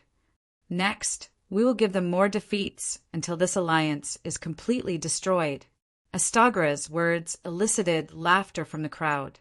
Amidst the laughter, a cold voice rang from the seat on the left of Dionysius. "I've seen the weapons left by the Dionia soldiers on the battlefield. To be honest, I don't think you'll be able to gain any advantage even if you fight against the infantry of the Dionia legion again." These words aroused the dissatisfaction of the people in the tent. "Sparta, you're overestimating the Dionia soldiers," Astagras yelled. "I'm telling the truth." Phoebus ignored the dissatisfaction of the crowd and said bluntly. At the same time he strode out of his seat. disregarding the strange gazes of the people around him, and assumed the posture of a heavy infantry soldier. Then he said in a serious tone, "According to the traditional habits of heavy infantry soldiers, the round shield in my left hand can be used for both defense and offense. As for the spear in my right hand, I can raise it high and stab my opponent over the round shield. If the spear breaks, I can pull out my curved saber and slash it. However, the way the soldiers of the Legion of Dionysia fight is different from us. I've brought the long shield and short sword that the soldiers of the Legion of Dionysia use. Unfortunately, they were forced to stay outside the tent by the guards." Speaking of this, Phoebides did not forget to secretly mock Dionysius. Because Dionysius was an expert in assassination, he was also wary of being assassinated by others. He had been assassinated many times in the past, so he was very cautious in this aspect. He had made a rule that anyone who wanted to meet him and discuss business with him must be searched by the guards. Weapons were not allowed to be carried. Once, another brother of his, who was sent by him to be the tyrant of the neighboring country, came to the palace to talk about an important matter. The brother asked for a spear from the guards and was about to draw a map on the ground. As a result, Dionysius was enraged and immediately executed the guard. At this time, Dionysius did not care about Phoebidas' sarcasm. He was more interested in what he was going to say next. He generously ordered, "Go and bring in the dagger and shield of Dionia." When the dagger and shield were placed in front of Phoebidas, he picked up the shield with his left hand and held it in front of his chest. He explained, "The shield of Dionia is long enough to better protect the body of the soldier. Therefore, the soldier does not have to worry about defense, but can focus on how to kill the enemy." As Phoebidas spoke, he made a stabbing motion with the dagger. After a few stabs, he stabbed the dagger into the wooden table. With a "chee" sound, the tip of the dagger went in completely. "What a sharp dagger!" Leptinius, who was sitting next to Phoebidas, exclaimed in surprise. He curiously went over to pull the dagger out and examined it carefully. There were some small nicks on the edge of the dagger, and the tip was a little bent. It was obvious that it had been hit many times, but it still gave off a chill. "This dagger is too short. Before the Dionia stabbed my soldiers with it again, we would have stabbed them to death with our spears." Astagras retorted forcefully, "Yes, it's shorter, but the Dionia soldiers have the protection of the shield, and the spears may not be able to hurt them. And when the two sides are pushing and shoving, the spears can no longer be used, but this dagger can easily stab the enemy." Phoebidas held the shield and looked at the dagger in Leptinius's hand. He was not calm. The round shield of the Greek phalanx was paired with a spear. This set of heavy infantry tactics had been passed down for hundreds of years, and had proved to be so effective that it was difficult for other countries in the Mediterranean region to match it. And yet a city-state alliance that had only been established for a few years could develop a new set of heavy infantry equipment and tactics in such a short time, and could even fight against traditional tactics. This made him feel terrified. So it was because of the weapons and equipment. Dionysius was a little agitated. He had thought that his most elite army was no match for Dionia's newly built legion, and he was really traumatized. Now, after listening to Phoebidas's analysis, he suddenly realized that as long as it was not a problem with the quality of the soldiers, it could be remedied. "Phoebidas, how do you think we should deal with the infantry of Dionia the next time we encounter them?" Dionysius humbly asked the Sparta man for advice. From the weapons and equipment of the Dionia soldiers, they don't have much of an advantage when they are in a stalemate with our heavy infantry at mid-range. But once the two sides are in close combat, the short swords and long shields will be able to play their greatest role. This requires us to not adopt the pushing and shoving tactics when fighting in phalanx, but to leave a certain distance for the frontline soldiers, and use the dense spear formation to prevent the infantry of the Legion of Dionysia from getting too close. This way, the soldiers of Syracuse can use their proficient spear techniques to gain the upper hand in the thrusts of both sides. After carefully studying the battlefield, Phoebidas had been thinking about how to deal with the impact of this new type of heavy infantry. After all, he had never really fought with a legion of Dionysia face to face. It was just a speculation based on his years of combat experience. But it was enough for Dionysius to breathe a sigh of relief. He said to his generals, "Did you all hear that? The next time we fight the soldiers of Dionia, we will deal with them according to Phoebidas's method." Chapter 438. Of course, Dionysius would not dampen the morale of his men for the sake of Sparta. He only needed to know how to deal with the infantry of the legion of Dionysia next time. So he smiled and said, "Of course, after this defeat, it's hard to say if Dionia will have the chance to fight us again." It was Phoebidas's turn to be puzzled. He asked directly, "Why do you say that?" Dionia did not suffer many casualties, and with the strength of their city-state alliance, it is entirely possible for them to organize another army that is not weaker than Syracuse. Dionysius smiled. "Phoebidas, you are indeed very talented in military affairs, but to defeat and destroy a country, you can't just rely on fighting." He raised his head, his sharp eyes seemingly piercing through the big tent and looking at the consul of Dionia, who was trudging through Lucania city. With a sneer on his face, he said proudly, "The invasion of the Simonians is enough to give Dionia a headache, but the victory of today's battle will definitely have a huge impact on Greece. Dionia's troubles have only just begun. Before Dionia can extricate itself from the trouble and can't gather all its forces to stop us, what we need to do now is to quickly conquer the other city-states of the Southern Alliance, invade the territory of Dionia, and make its people panic and its affiliated cities tremble in anxiety."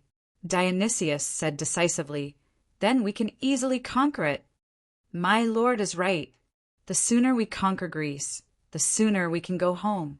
Phasapeses echoed loudly. "Let's drink to the early conquest of Greece." Leptinius, who was usually low-key, became a little emotional after being encouraged by Dionysius. "We should kill more Greeks and snatch more spoils of war." Achelida grinned and said with a slightly ferocious expression, he had little interest in conquering Greece. After all, no matter how much land he conquered, he would not share it with his tribe. What he needed was more food, money, and even slaves to strengthen his tribe. The Celtic leader, Gubra, had the same thought. When everyone else raised their glasses, Phoebidas also stood up reluctantly. He was not sure if Syracuse could defeat Dionia easily. Would it be good or bad for Sparta? The celebration in the tent didn't last too long, because the Scilly emissary had arrived. In the battle, the Scillia courtyard's public militia had suffered heavy losses, and now they had sent an envoy in the middle of the night. Their purpose was obvious. Dionysius purposely did not appear for a long time, making the envoy, who had been left out in the cold, restless. When Dionysius appeared, he immediately brought up the Sicilian tyrant's request for Scillia to surrender to Syracuse. Dionysius already had a plan for this. He deliberately ignored it, and angrily told the envoy that Scillia courtyard had always been actively fighting against Syracuse and its ally Rockley. Now that they had suffered a crushing defeat and their city was about to be conquered, they wanted to surrender. They were not sincere. Scillia must pay the price for their past mistakes, so that he could feel the sincerity of the Scillia people. This envoy was obviously not as young and arrogant as the one who had sent the letter of challenge. He immediately lowered his voice and begged. Only then did Dionysius's expression soften a little. If they wanted Syracuse to accept Scillia courtyard surrender, they had to deliver 1,000 sheep, 50 cows, and 30,000 caddies of grain to Syracuse's camp by tomorrow morning. Only then would Syracuse accept Scillia courtyard's request for a ceasefire. When the Scillia envoy heard this, he immediately cried out. The amount of resources Dionysius requested was huge, and Scillia courtyard could not gather them in half a day. They hoped that the amount could be reduced by half. Dionysius's expression was cold and hard. This was the time to show Scillia courtyard's sincerity. If these resources could not be delivered to the camp by tomorrow morning, Syracuse would attack Scillia courtyard in the afternoon. The Scylla envoy hurried back to the city and informed the council of Dionysius's unyielding request. The form was stronger than the person. Faced with the pressure of the army, the higher-ups of Scylla courtyard decided to agree to Dionysius's conditions after a heated debate. They once again sent a few generals, led by Prytanes, to Syracuse's camp to negotiate in order to determine the treatment of Scylla courtyard after their surrender. Dionysius made some concessions. Soon, both sides signed the agreement and swore to the gods. Prytanes and the others breathed a sigh of relief and hurried back to the city to prepare the resources. It was not that Scylla courtyard could not provide these resources. It was just that after handing over these things, the next half of the year would be more difficult for them. But no matter how difficult it was still better than being destroyed by Syracuse. Moreover, in order to get Scylla courtyard to surrender and join Syracuse's army to fight against their former allies, Dionysius also gave Scylla courtyard some conditions to rope them in. This tempted Prytanes and the others, such as giving Scylla courtyard the eastern part of the Euphemia plains, which originally belonged to Trine. In this battle, Syracuse obtained an absolute victory. This made the frightened Scylla council feel that the future of the Southern Alliance, led by Dionia, was bleak. And as the first Southern Alliance city-state to surrender to Syracuse, Scylla courtyard would also reap many benefits. So from afternoon to night, the entire city of Scylla was busy. Early the next morning, the Zillians drove herds of cattle and sheep, as well as carts full of grain, out of the city in an endless stream. Of course, accompanying them were Prytanes and several other generals and attendants. They were going to discuss with Dionysius about dispatching troops to participate in the war and other matters. When the long procession was only halfway out of the city, a large number of cavalry appeared on the originally empty fields outside the city. They fiercely attacked the unarmed procession. This sudden attack caused the Zillians to panic and run for their lives. Countless cattle, sheep, and carts blocked the city gate, causing the gate to be unable to close and the drawbridge to be unable to be pulled up. Dionysius lied to us. He wants to seize our city. Prytanes only realized then, but it was already too late. Dust filled the air in front, and the rumbling of footsteps could be heard. The main force of Syracuse was rapidly approaching the city walls. Dionysius, you have violated your oath and deceived the gods. I curse you to have your eyes and heart dug out, and your bloodline severed. Prytanes was stabbed in the chest by the Namibian cavalry with a javelin and fell from his horse. Before he died, he turned all his hatred into this vicious curse. The army of Syracuse easily broke through the defenseless city of Scylla, and this army, made up of citizens of the Greek city-states of Sicily, mercenaries, and foreigners, did not stop there. The Zillians panicked and wanted to escape the fallen city. But the port was filled with the fleet of Syracuse, and there were countless foreign cavalry patrolling outside the city. They had nowhere to run. As a result, the atrocities that the people of Syracuse had carried out in Catanae, Naxos, and other Sicilian city-states were now being carried out in Greece's Scylla, a massacre. Dionysius did not stop his soldiers and even indulged them. This army, which he had deliberately allowed to plunder and pillage for a long period of time, was under his strict control. After experiencing continuous rapid marches and major battles, they needed a release. Of course, this was only one of the secondary reasons. More importantly, he was short of money. Seriously short of money. It was a little difficult to even pay the mercenaries after 3 months, and plundering was the fastest way to make money. In addition, he needed to magnify the impact of this battle and use a shocking way to tell the Greeks that going against him would lead to such a tragic end. The army of Syracuse looted the entire city, and of course, most of the looted wealth belonged to Dionysius. Other than the countless Zillians who were killed in the process of looting, he also decided to turn nearly 70,000 Zillian citizens he had captured into slaves, including the free citizens of the port. He would transport them to the slave market in Syracuse and sell them for money. Among them, only a few were not killed in the looting, nor were they sold as slaves. Dionysius, specially asked the guards to find them and protect them. They were the Chilian emissary, Silesius, and his family, who had threatened him before. Dionysius brought them to the Chilian square, and in front of tens of thousands of Chilian captives, he cruelly used a sharp military knife to cut Silesius and his family until they were covered in cuts and bruises, their flesh a bloody mess. As Silesius cursed on his last breath, he announced loudly, "Any Greek who insults me, who insults the people of Syracuse, will end up like this." He raised his hand and chopped off Silesius's head. The tens of thousands of Zilians present were silent. The reason he did not destroy Chilian city like he had destroyed Cadanae was because, compared to Trine, Chilian's position was more important. Not only was the city large enough to accommodate his 70,000-strong army, Syracuse had lost more than 3,000 men in the battle, but the east coast of Greece was also the main direction of his attack. He would use Chilion as an important forward base for Syracuse to attack Dionia and Crotone. Syracuse's army, navy, and especially food supplies could all be gathered here. It would be a springboard for their next advance north. Of course, the west coast Bruttii region, which had high terrain and rugged roads, was not conducive for the advance of an army and was occupied by foreign races. Although Dionysius had no desire to attack for the time being, he had his own considerations. Chapter 439. Not only did Dionysius release them, but he also gave them some gifts.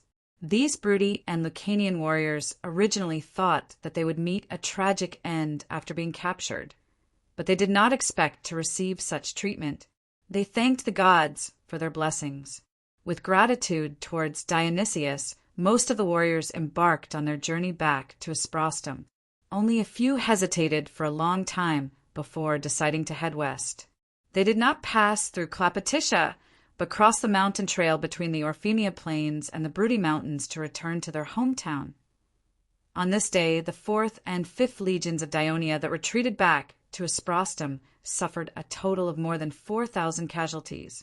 More than half of them were lost during the retreat. In particular, the 1st Brigade of the 5th Legion was completely annihilated, including the 5th Legion's commander, Drax. This was a huge blow to the soldiers, as well as to the military higher-ups such as Felicius and Epthenus. After all, Felicius was a veteran general who had seen life and death in Persia. After the defeat in the battle, he immediately realized that the situation was extremely disadvantageous for Dionia. He had to pull himself together and build an effective defense as soon as possible to stop the Syracuse army from invading Dionia's territory. This was to buy time for the Devers to lead the main force back. Therefore, in Asprostum, he reorganized the 4th and 5th legions after the defeat and personally served as the 5th legion's commander. At this moment, Epthenus also put aside his pride and actively cooperated with Felicius in training the soldiers. He discussed with the governor, Agathia, how to strengthen the city's defense. At the same time, Felicius also sent a ballista unit and an engineering battalion to Crotone to strengthen the Crotone's defense. This was because the Syracuse had cannons, and if the Crotone did not, it would increase the difficulty of defending the city. According to the newly compiled military law of Dionia, the chapter on defending the city specifically mentioned the principle of using ballista against ballista. As an important ally of Dionia's southern border, Crotone must not be occupied. Otherwise, the consequences would be unimaginable. Therefore, Felicius no longer cared about the Ministry of Military Affairs' request to not leak the secret of the ballista unit. In addition, Felicius also sent fast horses to pursue the troops that escorted more than 500 Locrian captives to Thurii. He hoped that these captives could be exchanged for the Dionia soldiers held captive in Syracuse. This defeat made him more cautious. He also sent an urgent letter to the Thurii Senate. He was worried that Syracuse would bypass Crotone and attack Crimea instead. He hoped that the Senate would send a new legion to Crimea. The three cities, Asprostum, Cremissa, and Crotone, would be able to support each other. Their defenses would be thicker, more layered, and safer. The Trine soldiers, led by Cypros, did not follow the Daionia into Asprostum. Instead, they entered Ciudad Crotone. This was because Asprostum was small and could not accommodate so many people for a long time. Moreover, the addition of the Trine soldiers would also strengthen Crotone's defense. Crotone was overjoyed and did not care about the rations consumed by the Trine soldiers. After all, the armies of Crotone and Trillis were in the same boat in this battle. They were positioned on the two flanks of the allied army and were the direct targets of the enemy's reinforcements. Under the joint pursuit of the Campanian mercenaries and Syracuse sailors, less than 4,000 Trine soldiers managed to escape. On the other hand, the Crotone soldiers were attacked by the reinforcements of Syracuse and the continuous pursuit of the mercenaries. After the Namibian and Celtic cavalry were intercepted by the 1st Brigade of the 5th Legion, in order to vent their anger and atone for their mistakes, a portion of the cavalry stalled the Daionia soldiers while waiting for the infantry to come and surround them, while the other portion turned northeast to pursue the Silitinian and Crotone soldiers. In the end, only about 8,000 people managed to reach the city. Both sides had lost more than half of their citizens. Cypros was grieving, but he was also secretly glad that he had made the right decision in advance. He had allowed the Trine citizens to evacuate to the Bruttii region of Daionia. He no longer needed to worry about their safety. The Crotone citizens, who had experienced a terrible defeat a few years ago, were once again plunged into great grief. Apart from grief, they were more worried about whether the Syracuse army would be able to withstand the attack of this huge army when they set foot on Crotone's land. The Crotone army, Trine soldiers, and less than 2,000 Silitinians made a total of about 14,000 people. Coupled with the emergency mobilization of free citizens by the council, it was estimated that there would be 20,000 people defending the city. Therefore, the generals of Crotone had some confidence. In the emergency, enlarged council of 1,000, someone raised the question, now that Crotone had suffered heavy losses, should they consider a truce with Syracuse, just like the truce with Daionia in order to recover their strength? This proposal was opposed by most people. Even Lysias, who had always been used to going with the flow, refuted it sternly. He said loudly, "Everyone, Syracuse is different from Daionia. The tyrant Dionysius, with such a great advantage, will never sign a relatively equal truce with us. He will definitely want our great Crotone to become his slaves. He will make us pay a high tribute, let our citizens fight for him, and even change our democracy to a dictatorship like Syracuse's, just like what he did in Sicily and the other Greek city-states. Furthermore, after Crotone becomes the so-called alliance city-state of Syracuse, we will still have to face the bullying of our nemesis, Rockley. This is because Dionysius married the sister of Rockley's chief general, Demodorus. Rockley is the accomplice of Syracuse's invasion of Greece. In the eyes of Dionysius, Rockley's position is naturally much higher than Crotone's. This way, Rockley can use Dionysius's power to humiliate us, and even fabricate the benefits of Crotone. Citizens faced with such a possible future, are you willing to submit to Syracuse? Fight Syracuse to the death. Even if Crotone perishes, we don't want to become Dionysius's slave. The citizens shouted angrily, finally coming to an agreement on the issue of war and peace. At this time, the messenger sent by Felicius arrived at Ciudad Crotone. Not only did he bring the ballista troops, but he also brought the promise that Felicius made on behalf of Daonia's Senate. Daionia will fight alongside Crotone against Syracuse. If Crotone has any difficulties, they can bring it up to Daionia. Daionia will do its best to help. Daonia's promise and actions, bringing the ballista troops, moved the citizens of Crotone, greatly reducing the wariness that Crotone had always had against Daionia. For the first time, the citizens of Crotone felt a sense of security when they were backed by a powerful alliance. Felicius' messenger galloped along the main road without stopping, after changing horses 3 times at the relay station. It only took him half a day to bring the important battle report of the Alliance's defeat to Turiya Senate. The news quickly spread throughout the city. Although the citizens of Turiya were not as sorrowful as the citizens of Dionia in Espustum and Cremissa, most of the soldiers of the 4th and 5th legions who participated in the battle came from Brudi, Espustum, and Cremissa. However, the citizens were far more shocked than the people from these 3 regions. Ever since the new city of Turiya was built, every time there was a war, they would receive news of victory. Having gotten used to victory, this was the first time they heard of defeat. Panic spread among the citizens on that day. Many citizens went to the Temple of Hades to pray, hoping that Pluto would protect the Alliance. In the afternoon, even the citizens of Amendola and Abyssinia rushed to the temple. While the Senate was holding an emergency meeting to discuss countermeasures in the residence of the Devers, Christoia was discussing the possible impact of the Alliance's defeat on her businesses with several business executives. Madam, Syracuse will soon march towards Crotone, and Espustum will also be the battlefield to ensure the safety of the bank. To ensure the safety of the bank, should we withdraw the gold and silver stored in Espustum Bank temporarily? The bank executive suggested carefully. The Bank of Espustum must not be evacuated. Christoia said firmly, "You must understand that in the eyes of the people, Christoia Bank is not my personal property. It represents my husband, the Archon of Devers. In this critical situation, even the Archon's property has to be evacuated. How can the citizens of Espustum still have the confidence to hold on? Yes, not only can the bank not be evacuated, but it must also be open on time every day. Also, you must ask the employees of the bank in the city to face every customer with a confident smile.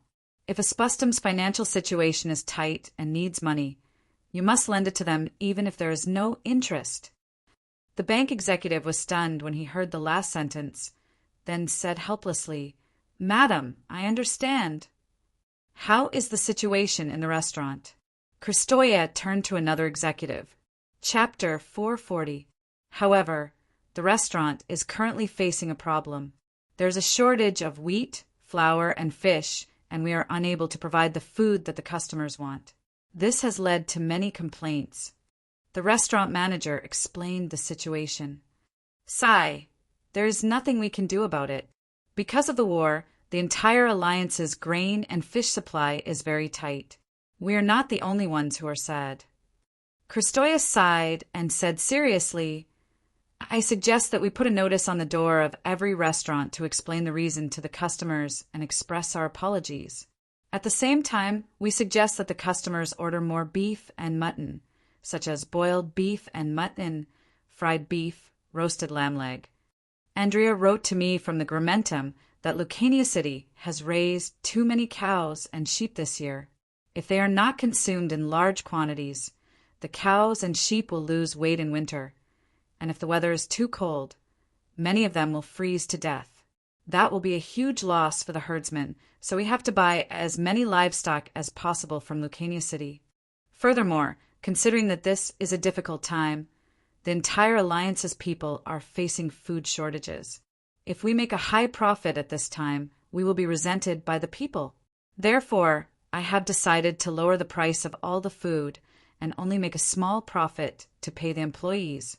Before the war ends, we have to work together with the people of Dionia to get through this difficult time together." "Yes, madam. I will carry it out immediately." The restaurant manager's response was much more straightforward. Christoia yawned.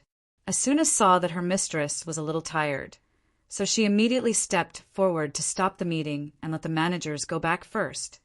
"Madam, you are about to give birth, so why are you still working so hard?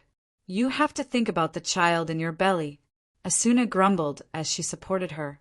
Christoia held her big round belly with both hands and said softly, "With such a big thing happening in the Alliance, there will naturally be more things to do.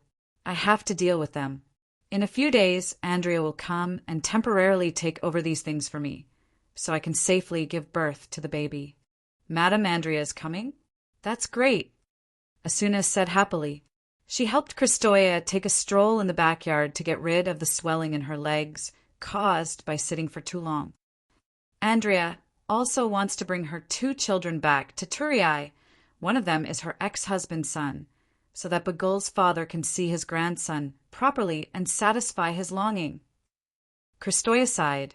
Andrea had been married before, had a child, and married into a foreign leader's family.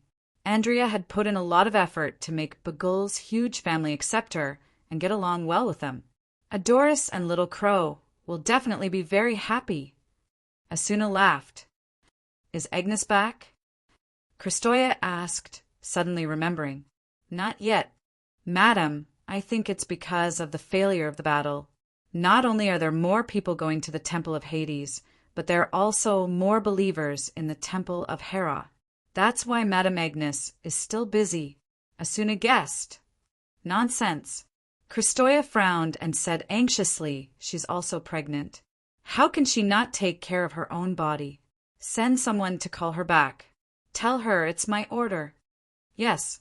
Asuna knew that her mistress was a woman of her word, so she hurriedly went to call the other maids. At this time, the backyard door was pushed open. Mother, I'm back.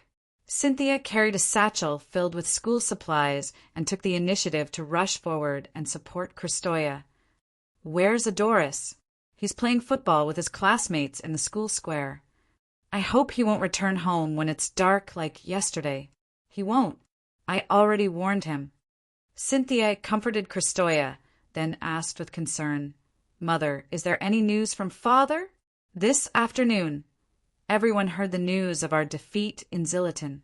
They're not in the mood to go to class. They're all asking me, when will Father lead the army back? Kristoya turned to look at her adopted daughter, who was almost as tall as her shoulder. She thought of how wary she was of the Devers when they first met, but now she was proud of him. She couldn't help but feel gratified. Don't worry. Your father will return victorious soon. Yes. Cynthia nodded vigorously. Mother, I'm back. A child's clear voice came from outside the door. This little rascal is back. Kristoya's face revealed a doting smile. During this period of time, because she was close to giving birth, Kristoya could no longer accompany the energetic little Klaus. She could only let the maids take him to the square to play every day. Mother, I'll go accompany brother. Cynthia sensibly walked forward. The maid who came in after her shouted excitedly, Madam, good news! Good news! Messengers from Lucania returned, saying that the master had won a great victory in that place called Poseidonia. He said he eliminated more than 20,000 enemies. That's great! Kristoya couldn't help but shout. The Devers had been leading the army for so long. How could she not be worried?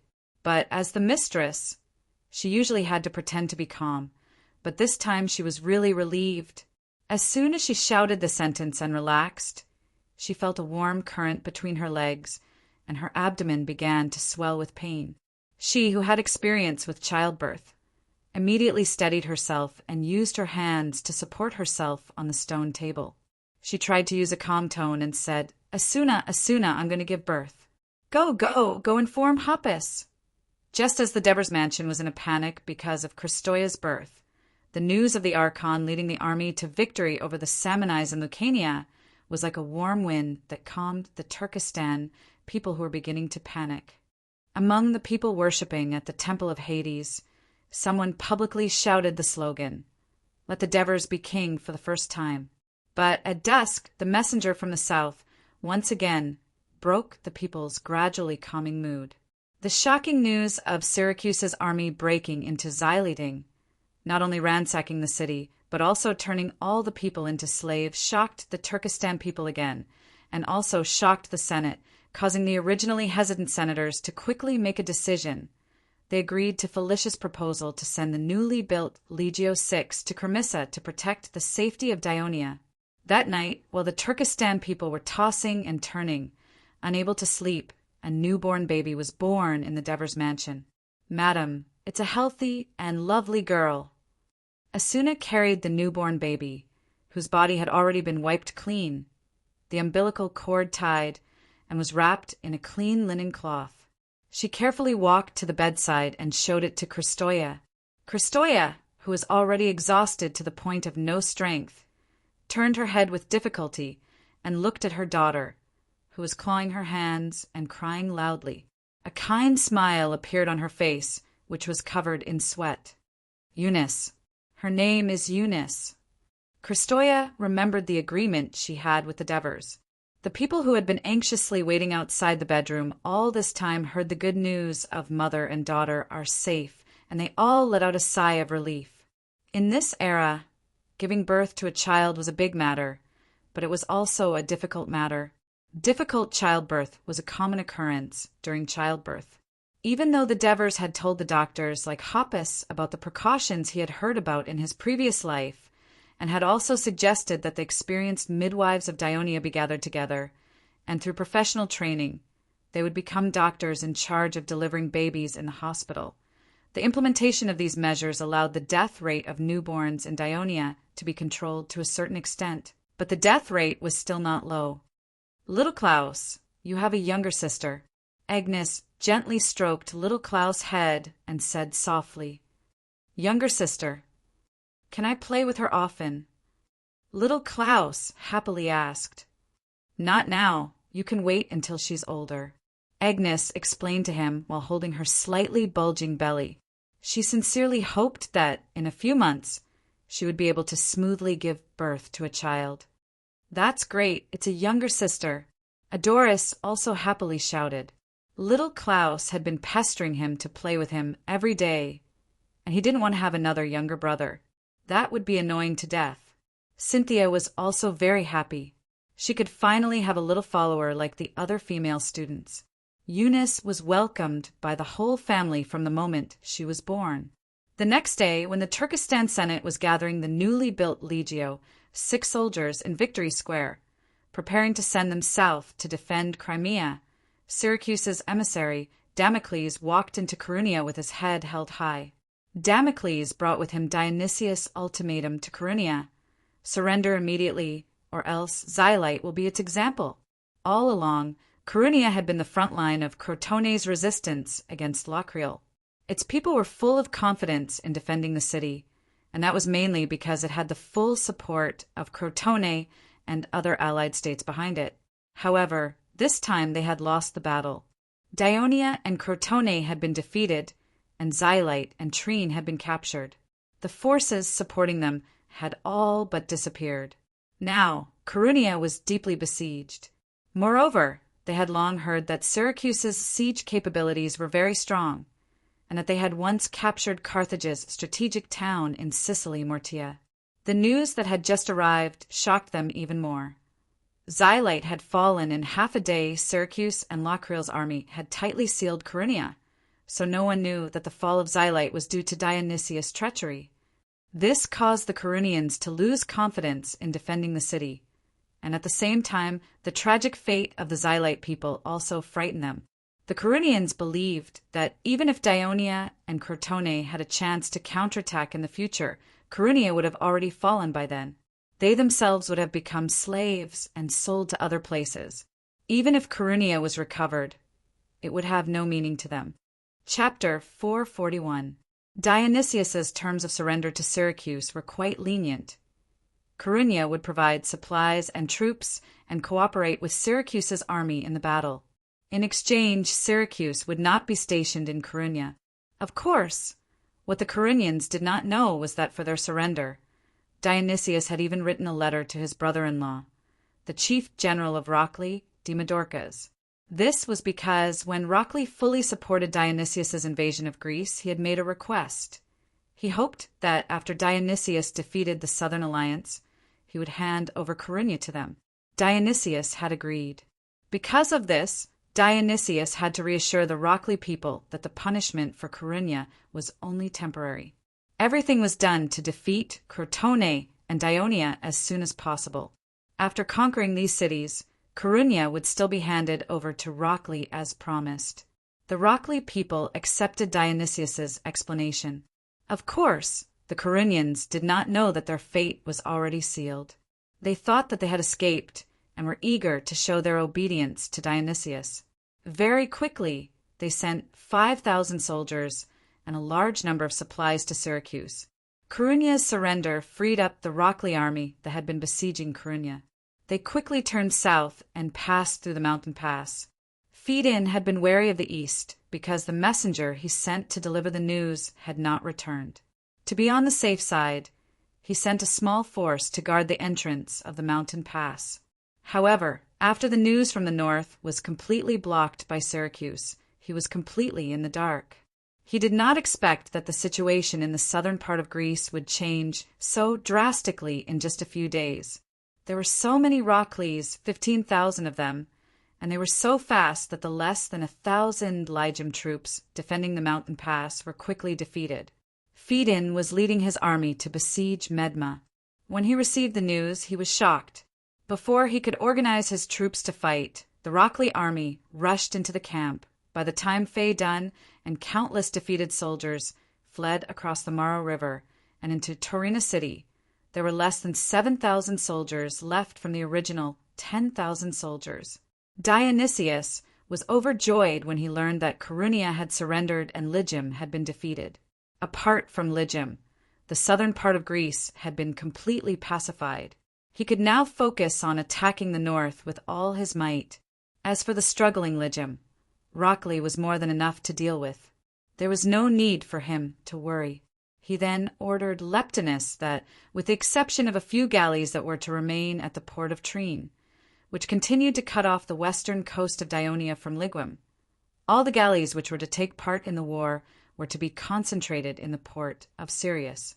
At the same time, he asked the troops to quickly rest and reorganize and prepare to advance north. The war between the Southern Alliance and Syracuse was not only a matter between Great Greece and the Greek city-states of Sicily, it also attracted the attention of many forces in the Mediterranean Sea. Not long after the Battle of the Ramata River, news of Syracuse's victory quickly spread throughout the western Mediterranean. The city-states and forces involved were all thinking about the impact of the war on themselves, and even began to make small calculations.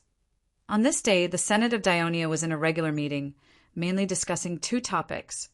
One was that the Legio VI, which had just gone to Cremissa, had increased the logistical pressure on the Ministry of Military Affairs, resulting in a lack of personnel to transport food supplies. The other was the proposal that the Navy commander, Sicarion, had asked Hieronymus to submit. The departure of the Legio VI had caused a shortage of combat soldiers on the galleys, and he requested the formation of a new legion. At the same time, the sailors of the allied fleet of Dionia were just enough. If there were losses in the naval battle, it would be difficult to replenish them. He hoped to gather sailors from the alliance as a backup. I think it's easy to solve the problem of the lack of personnel to transport supplies in the Ministry of Military Affairs. The governor of Thurii, Kunigerata, pondered and said, since the maritime routes were attacked by the navy of Syracuse, the number of merchant ships has decreased significantly. The porters, warehouse managers, ship repairers, coachmen, and many other laborers at the port have lost their jobs. They have nothing to do all day, which has caused a lot of trouble for public security. The Ministry of Military Affairs can recruit some laborers at the port, and they don't even need to pay them. As long as they are guaranteed food supply, they will do a good job, and it will also reduce the pressure on the port patrol. That's a good idea. Marigi praised, then reminded. However, even if you use food as payment, you must pay attention to control the supply. As the war progresses, grains will only be more precious than drachmas. Hieronymus nodded, indicating that he understood. At this time, Kunigerata questioned, I don't understand why Sicarion has to gather the sailors of the Alliance. We have so many spare people at the port. Why don't we use them? Sicarion was not an elder, so he was not present. Only the governor of the Ministry of Military Affairs, Hieronymus, could answer, even though he was not good at it. Time is tight. Syracuse's fleet will attack at any time. Sicarion needs skilled sailors, so he doesn't need to spend too much time training. The fleet that Sicarion is in charge of is taking up a lot of the manpower of Thurii, but he is still hiding in the Crati River. What is he doing? He should be leading the fleet to chase away the Syracusan warships that are running amok in Taranto Bay, even if it's just for a day or two. Marigi complained. I don't know much about the situation of the Navy, but I know that Sir Devers asked him to do this. As soon as Hieronymus finished speaking, Marigi immediately laughed dryly and said, since Sir Devers has already made arrangements, it seems that we don't have to worry too much about the Syracuse fleet.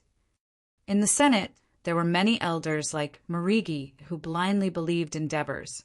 However, after learning that the Southern Alliance had suffered a crushing defeat in Silatina, Petteru, who had been absent-minded for the past 2 days, felt that Marigi's flattery was disgusting.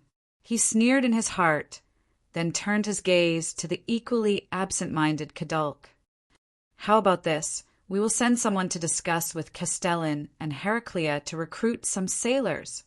Cornelius stood up, just as he voiced his suggestion. The door to the hall was suddenly pushed open. The captain of the guards, in charge of the defense of the Senate, rushed in. The rotating chairman, Cunigarata, saw his flustered expression and hurriedly asked, What happened? Sirs, we have just received an urgent message. Metalopontum has been captured by Tarentum. What? Diomedes, the consul of Tarentum, stood at the top of the city wall of Metapontum, proudly looking down at the soldiers of Tarentum pouring into the gate that had long been opened. They were killing the citizens of Metapontum who were still trying to resist in the various streets of the city. The Tarentum army's attack was very successful, and they quickly advanced to the square in the center of the city. The sounds of fighting gradually became sparse when they reached Diomedes' ears. Let's go to the citadel. Diomedes could not wait to reap the fruits of victory. Diomedes descended the city, mounted his horse, and marched straight ahead with his entourage. The streets were littered with the corpses of the Metalopontum people and the wounded who were struggling for help, but he ignored them all. These descendants of Tarentum had chosen to betray Tarentum, so they could no longer hope to be forgiven by Tarentum. When Diomedes reached the square, his subordinates rushed to him with good news. The citadel of Metalopontum has been captured. So fast! Although Diomedes was confident that the quality of the soldiers of Tarentum was far better than that of the Metalopontum people, he did not expect that the citadel's core fortress, would have such a weak defense. Isarocas and the others persuaded the soldiers stationed in the citadel to surrender, explained his subordinate. So that's how it is. Diomedes cleared his doubts. After all, Metalopontum was once a substate of Tarentum. Although after hundreds of years of development, the bloodline of both sides had thinned, and their politics tended to be independent, they were still in an alliance and had been sheltered by Tarentum for many years. There were many Metalopontum people who were close to and admired Tarentum. It was only because Tarentum's wrong and rash policy in the past few years had caused Metalopontum to suffer huge losses. However, Tarentum insisted on acting rashly, so in order to avoid greater losses, Metalopontum turned to a neighboring state that was stronger than Tarentum, the Dionia alliance. Dionia's more lenient policy towards its allies made Metalopontum feel relieved. But this did not mean that Metalopontum would completely cut off relations with Tarentum. On the contrary, once the crisis had passed, the people of Metalopontum began to miss their mother state again. Coupled with the deliberate promotion of the Protarentum faction led by Isarocas, the relationship between the two sides quickly recovered, and the exchanges between them increased. Of course, there were also conflicts. After all, Metalopontum was closer to Tarentum. This could be seen from the fact that the number of Protarentum members and Protarentum members who were elected to the Metalopontum Council and the Senate was similar every year. In every Senate meeting, these two factions would often argue fiercely over a bill that was designed to favor Dionia and Tarentum more. There were even conflicts. In fact, the Protarentum faction, led by Tadepras, was weaker in strength than the Protarentum faction. After all, Dionia had only become their ally for a short period of time. However, The rapid expansion of Dionia's power gave them confidence, so at every critical moment, Isarocus and the others took the initiative to retreat for fear of angering Dionia. Chapter 442.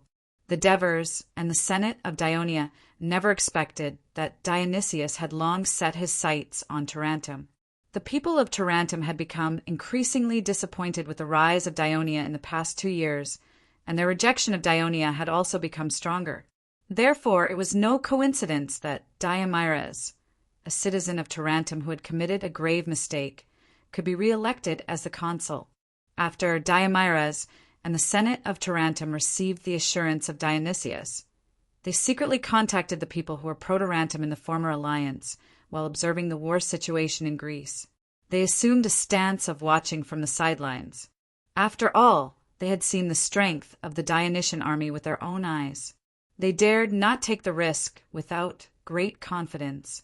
It was not until the end of the Battle of Silatina that the news of Syracuse's great victory and the rapid occupation of Silatina and Trine spread to Tarentum that the Senate of Tarentum finally made up their mind. The process of taking down Metapontum was actually very simple. Early in the morning, the Tarentum army raided Metapontum. The Protarentum faction betrayed the city guards, secretly opened the city gates, and led them to raid the Protarentum faction led by Tedepras. Ever since Metapontum joined the Unit Alliance, Tedepras had always been in control of the right to mobilize the army with the support of Dionia. General, congratulations on taking down Metapontum. Isarocus and the others rushed to congratulate Diomires. No, Tarentum did not attack this city. The people of Metapontum broke free from the control of Dionia and returned to the embrace of their mother. Diomires, who had been in Tarentum for a few years, was obviously calmer than before. You're right, General. Metapontum is a substate of Tarentum. They believe in Poseidon and Phrantis, not Hades. They should be united. Isarocus immediately took over the conversation and expressed his thoughts. Lord Isarocus, the Senate of Tarentum hopes that you will be the sole consul of Metapontum. You will lead the people and Tarentum to deal with the current complicated situation in Greece. In fact, the Tarentum Senate had already made an agreement with Isarocus before, and Diomires' announcement at this moment was to publicly show his support for Isarocus. Thank you, Senate of Tarentum and General Diomires, for your trust. I will definitely make Metapontum the most trustworthy ally of Tarentum, and at the same time restore peace to it. Isarocus promised excitedly. Diomedes nodded and said in a commanding tone, Please prepare the offerings immediately. I want to go to the Acropolis to worship Poseidon and thank him for his help and for forgiving us for our offense. I'll get it done right away. Isarocus gave a few instructions to the person beside him, and the person dashed off. Isarocus turned back and said, There is one more thing that I hope you will notice, General. The Tootles have not been caught. The traitor ran away. Diomires frowned. He is very clever and prepared. When you first entered the city, he immediately led some people and ran from the west gate. We were few in number, and we couldn't stop them at all. We even lost many soldiers, Isarocus said dejectedly. The others also expressed that they had done their best and showed Diomires their injuries. All right. Diomires interrupted them loudly. These people's long-windedness would only annoy him. Tootles ran west. He can't escape. Diomires sneered. Catching Tootles was only a small matter. He was more concerned about the progress of the troops led by Marcus. Thus he said to Isarocus, I'll leave a large group of soldiers to help you stabilize the situation in Metapontum. When I come out of the Acropolis, I'll lead the army to Heraclea. The task of transporting the supplies and food will be left to you. Don't worry, I'll arrange it. At the same time that Tarentum launched a sneak attack on Metapontum, they also launched an attack on Heraclea. As Heraclea was separated from Tarentum by land, in order to achieve the effect of a surprise attack, Tarentum's attacking troops could only come from the sea. When the spies in Heraclea saw Tarentum's fleet disembarking from the sea, they could be ready to work together to open the city gate for the attacking troops. However, ever since the Devers sent someone to remind them, Heraclia's consul Tryphias had been vigilant towards the east. He had repeatedly reprimanded the guards in the city and at the port to always be vigilant. Therefore, when Tarenturu's fleet quietly approached the coast of Heraclea in the early morning fog, the sentries at the port lighthouse in Heraclea discovered them in time. Therefore, the alarm bells in Heraclea rang. The citizens immediately armed themselves and strengthened the city's defenses. Heraclea was different from Metapontum. It was only built a few decades ago, and it was further away from Taranturu. Hence, it was not as deeply affected by Taranturu as Metapontum. On the contrary, in recent years, it had close contacts with its neighbor, Dionia. Its culture and trade had become more and more influential. On the contrary, more and more citizens were inclined towards Dionia. Therefore, the number of Tarenturu's spies in the city was very small. How could they dare to confront the citizen soldiers head-on? When they saw that the city was heavily defended, they did not dare to act rashly. They immediately stopped and hid. Fortunately, the city of Heraclea was built a little strangely. It was located at the narrowest point between the Agri River and the lower reaches of the Bacento River. Therefore, the Taranturu army could not land on the river bank near the city because the narrowness of the area would cause the landing to be slow, and the troops could not be fully deployed. Once the Heraclea people attacked decisively, the Taranturu people who were still landing would be in big trouble. Landing on the coast on the south side of the Agri River would likely be attacked by Heraclea and Dionia from the front and back. Therefore, Amarchus had no choice but to choose the coast on the north side of the Bacento River.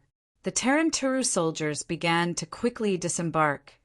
As the Taranturu fleet entered the Bacento River to patrol, the people of Heraclea did not dare to rashly send troops across the river to attack the enemy who was landing. Tryphias made a prompt decision and sent people to burn the wooden bridge over the Bacento River not far north of the city of Heraclea. At the same time, he also sent messengers on horseback to Thurii to ask for help from Dionia. But other than that, the people of Heraclea could do nothing but watch as the Taranturu troops assembled on the coast. By the time the Taranturu army arrived at the Bacento River, the wooden bridge over the river had been burnt to a crisp. Amarchus had no choice but to order the troops to cooperate with the fleet to build the pontoon bridge. During this period, Tryphias decisively led the army out of the city and used rockets to attack the ships, interrupting the Taranturu's bridge-building operation. Because of Heraclea's attack, several of the Taranturu passenger ships were burned. Amarchus was at a loss for what to do at the moment, so he could only urge Diomeira's troops to come as soon as possible. During this period, a small incident happened. Tydepras fled west with the remnants of his army under the pursuit of the enemy. In the end, he saw the Taranturu people who were disembarking from afar. There were obstructions in front and pursuers behind. The people who were traveling with him asked Tydepras in panic, "What should we do?" Tydepras did not have time to think too much. He said resolutely, "Let's run north. There are terrifying Galaxos in the north." Someone exclaimed, "Are the Galaxos more terrifying than the Taranturu people who want our lives now? Besides, they are also allies of Dionia like us." With that, Tydepras took the lead and ran into the mountains in the north. At this critical juncture, the others had no other choice but to follow him across the mountains. They entered the territory of Galaxos with great difficulty and were finally surrounded by the Lucanians. After Tydepras expressed his intentions, the Lucanians of Galaxos not only fought off the pursuers behind them, but also brought them to see the great leader. The great leader of Galaxos was different from the great leaders of the other Lucanian tribal alliances. He was not elected because of the strength of his tribe or his own political ability. He was elected according to the ancient Lucanian tradition, through a competition between the tribal leaders, and finally won the position. Therefore, its great leader, Cullum, was a young and strong man. After learning the whole story from Tydepras, he discussed with the priests of Galaxos and decided to temporarily settle the Metapontum refugees in the valley and strictly ordered the tribes not to harm them. In the past, the Galagzos used to be very hostile to the Metapontum, but in recent years, their relationship had gradually eased because of Dionia. However, the reason for such a drastic change in attitude was not only because Galagzos and Metapontum were allies of Dionia, but more importantly, Galagzos had just received news from Potentia that the Dionysian army, under the leadership of the Archon Devers, had defeated the invading Simonians. To the Greeks, the Simonians were just another barbaric mountain race. However, the Lucanian tribes living in Galagzos knew their powerful northern neighbor very well, because their ancestors lived in the Beneventum region hundreds of years ago, and it was the Simonians who drove them there. The Galagzos had a deep fear of the Simonians that had been passed down from generation to generation. When they heard that nearly 50,000 Simonians had invaded Potentia, the first thought that came to the minds of the Galagzos was that they might have to migrate again. Chapter 443. If Galagusso was only afraid of the strength of Dionia before, they were now more respectful. In their hearts, Syracuse was nothing to be afraid of. The people of Dionia, who were able to defeat the strong enemy Samni, would definitely win in the end. Therefore, Galagusso took the initiative to attack Metapontum without the request of the people of Dionia. The people of Metapontum found out that the northern region, which was originally peaceful after joining the Dionia alliance, was once again ravaged by the people of Galagusso after they defected to Tarentum. They began to regret their choice, and their complaints towards the city hall established by Isarocus and Tarentum increased. Of course, this was a story for another time. At this time, the people of Heraclea strengthened the city's defenses while urgently sending people to Turin for help. When the Senate of Dionia received the request for help from Heraclea, although they were shocked, they still made a decision quickly. They ordered the new 7th Legion left in Turin to rush to Heraclea's aid. However, at this time, the military strength of Turin had been used up to its limit. With the removal of the 7th Legion, other than the naval fleet and the free people in the port, Turin no longer had a decent defense force on the Zbari plain. Due to the lack of defense in Turin and the lack of young men, it was not appropriate to transfer manpower to form a new force. If that happened, the daily affairs of Turin would be completely paralyzed. Therefore, the Senate decided to immediately form the 8th Legion in the Bruttii region and rush to Turin to be in charge of the center of the defense alliance. The decision was quickly passed. Petaru, Kadurk, and Bergam, who usually did not speak much in the Senate, took the initiative to express their willingness to go to the Bruttii region and recruit the new force. The shrewd chairman, Cunigurata, declined with the reason that Hieronymus has been in charge of the military training in various regions and is very familiar with the situation of the reserve soldiers in the Bruttii region. He is the best candidate. In order to not displease the senators of Bruttii, he specially explained, "Sirs, I think you should know that the army of Dionia is very different from the army of other cities. Only the people of the military can understand and implement it. In the law of Dionia, it is clearly stated that only the Ministry of Military Affairs is responsible for the formation of the army." The senators of Bruttii muttered in dissatisfaction and sat down resentfully.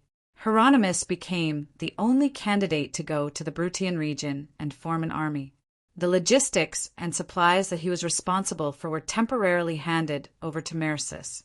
The rivers and swamps in Heraclea slowed down the march of the troops, led by Diomyres. He managed to reach the north bank of the Bacento River with great difficulty and converged with Eumachus' troops, bringing the total number of troops in Tarentum to more than 15,000. After a short discussion, Tarentum divided its troops again. Diomyres and 8,000 men were hurrying up the banks of the Bacento, trying to cross the river at a shallow point. Tryphius stood on top of the city wall and saw the enemy's movement. He immediately understood the enemy's intentions. Even though their military strength was far inferior to the other party, Tryphius still made a decisive decision to send more than 3,000 light and light infantry troops to follow the Tarentum people on the other side of the river in an attempt to stop them from crossing the river. This forced Diomyres to carefully move upstream, where the water was shallower and the river was narrower. At the same time, he had to choose a longer stretch of the river to avoid being intercepted by Heraclea. After all, the Heraclea region was a small plain formed by many rivers. The terrain was very flat, and it was the dry season. In fact, it didn't take long for Diomedes to find a suitable location. Diomedes lined up the troops along the river in a formation about a mile long and waded across the river together with the bugle of the attack. In the face of such an offensive formation, the Heraclea people did not have the intention to fight head-on. Their goal was only to delay the time when the Tarentum people approached the city. Therefore, they only threw javelins and fired arrows at the Tarentum people. Coupled with the mud at the bottom of the river, they caused some confusion and casualties among the Tarentum people. By the time the Tarentum people came ashore one after another, the Heraclea people had long fled. Diomedes reorganized his troops and prepared to march east. He had to reach the city of Heraclea as soon as possible. First, he had to burn the bridge over the Agri River not far south of the city to cut off the fastest way for Dionia to reinforce Heraclea. Then he had to build a pontoon bridge on both sides of the Bacento River to support Marcus' troops to cross the river and besiege the city of Heraclea. But at that moment, a few Tarentum cavalry galloped across the Bacento River and told Diomedes that Dionia's reinforcements had arrived on the south side of the pontoon bridge over the Agri River. Diomedes was shocked. How could Dionia's reinforcements be so fast? Of course, he did not know that the main road connecting Heraclea and Turiae had allowed the messengers from Heraclea to reach the city of Turiae in just over an hour. From the time that the Senate of Dionia quickly made a decision, to the time when the 7th Legion was assembled at the naval base, to the time when they set off, it only took a little more than an hour. This also included the delay caused by Sicarian's obstruction, and even the commander of the navy went to the Senate to protest. Originally, the transfer of a new legion to Cremissa was enough to make him angry. He did not expect that in just one day, the only legion that participated in the training would also be transferred away. This made the results of Sicarian's training for more than 10 days go to waste. Moreover, he wanted to lead the fleet to defeat the navy of Syracuse with a new tactic, giving the people of Dionia a huge surprise and also to prove his own name. Now that even the infantry on the warships were gone, his beautiful idea had become a bubble. One could imagine Sicarian's anger, but the authority of the Senate was not something that he, a young commander who was not even a senator, could change. In Kunigarada's view, it was not the main problem whether the navy went to war or not. After all, they were unlikely to be a match for the powerful Syracuse fleet. At most, they would be blockaded in the sea. But once Tarentum captured Heraclea, their army would set foot on the territory of Amendalara. It would be a disaster for Dionia, which was currently dealing with the war in the south. So, Kunigarada first tactfully criticized him for being short-sighted and not caring about the overall situation, and then comforted him. Sir Devers will lead the army back soon. Your navy will not lack the support of the infantry. Sicarian could only return resentfully. He had not completely recovered from the joy of being promoted to the commander of the navy a few months ago. Only now did he realize that in the Senate his words carried no weight at all. After the 7th Legion was assembled, the commander immediately ordered the troops to march forward. The commander was none other than Martones, the Turiae sheriff.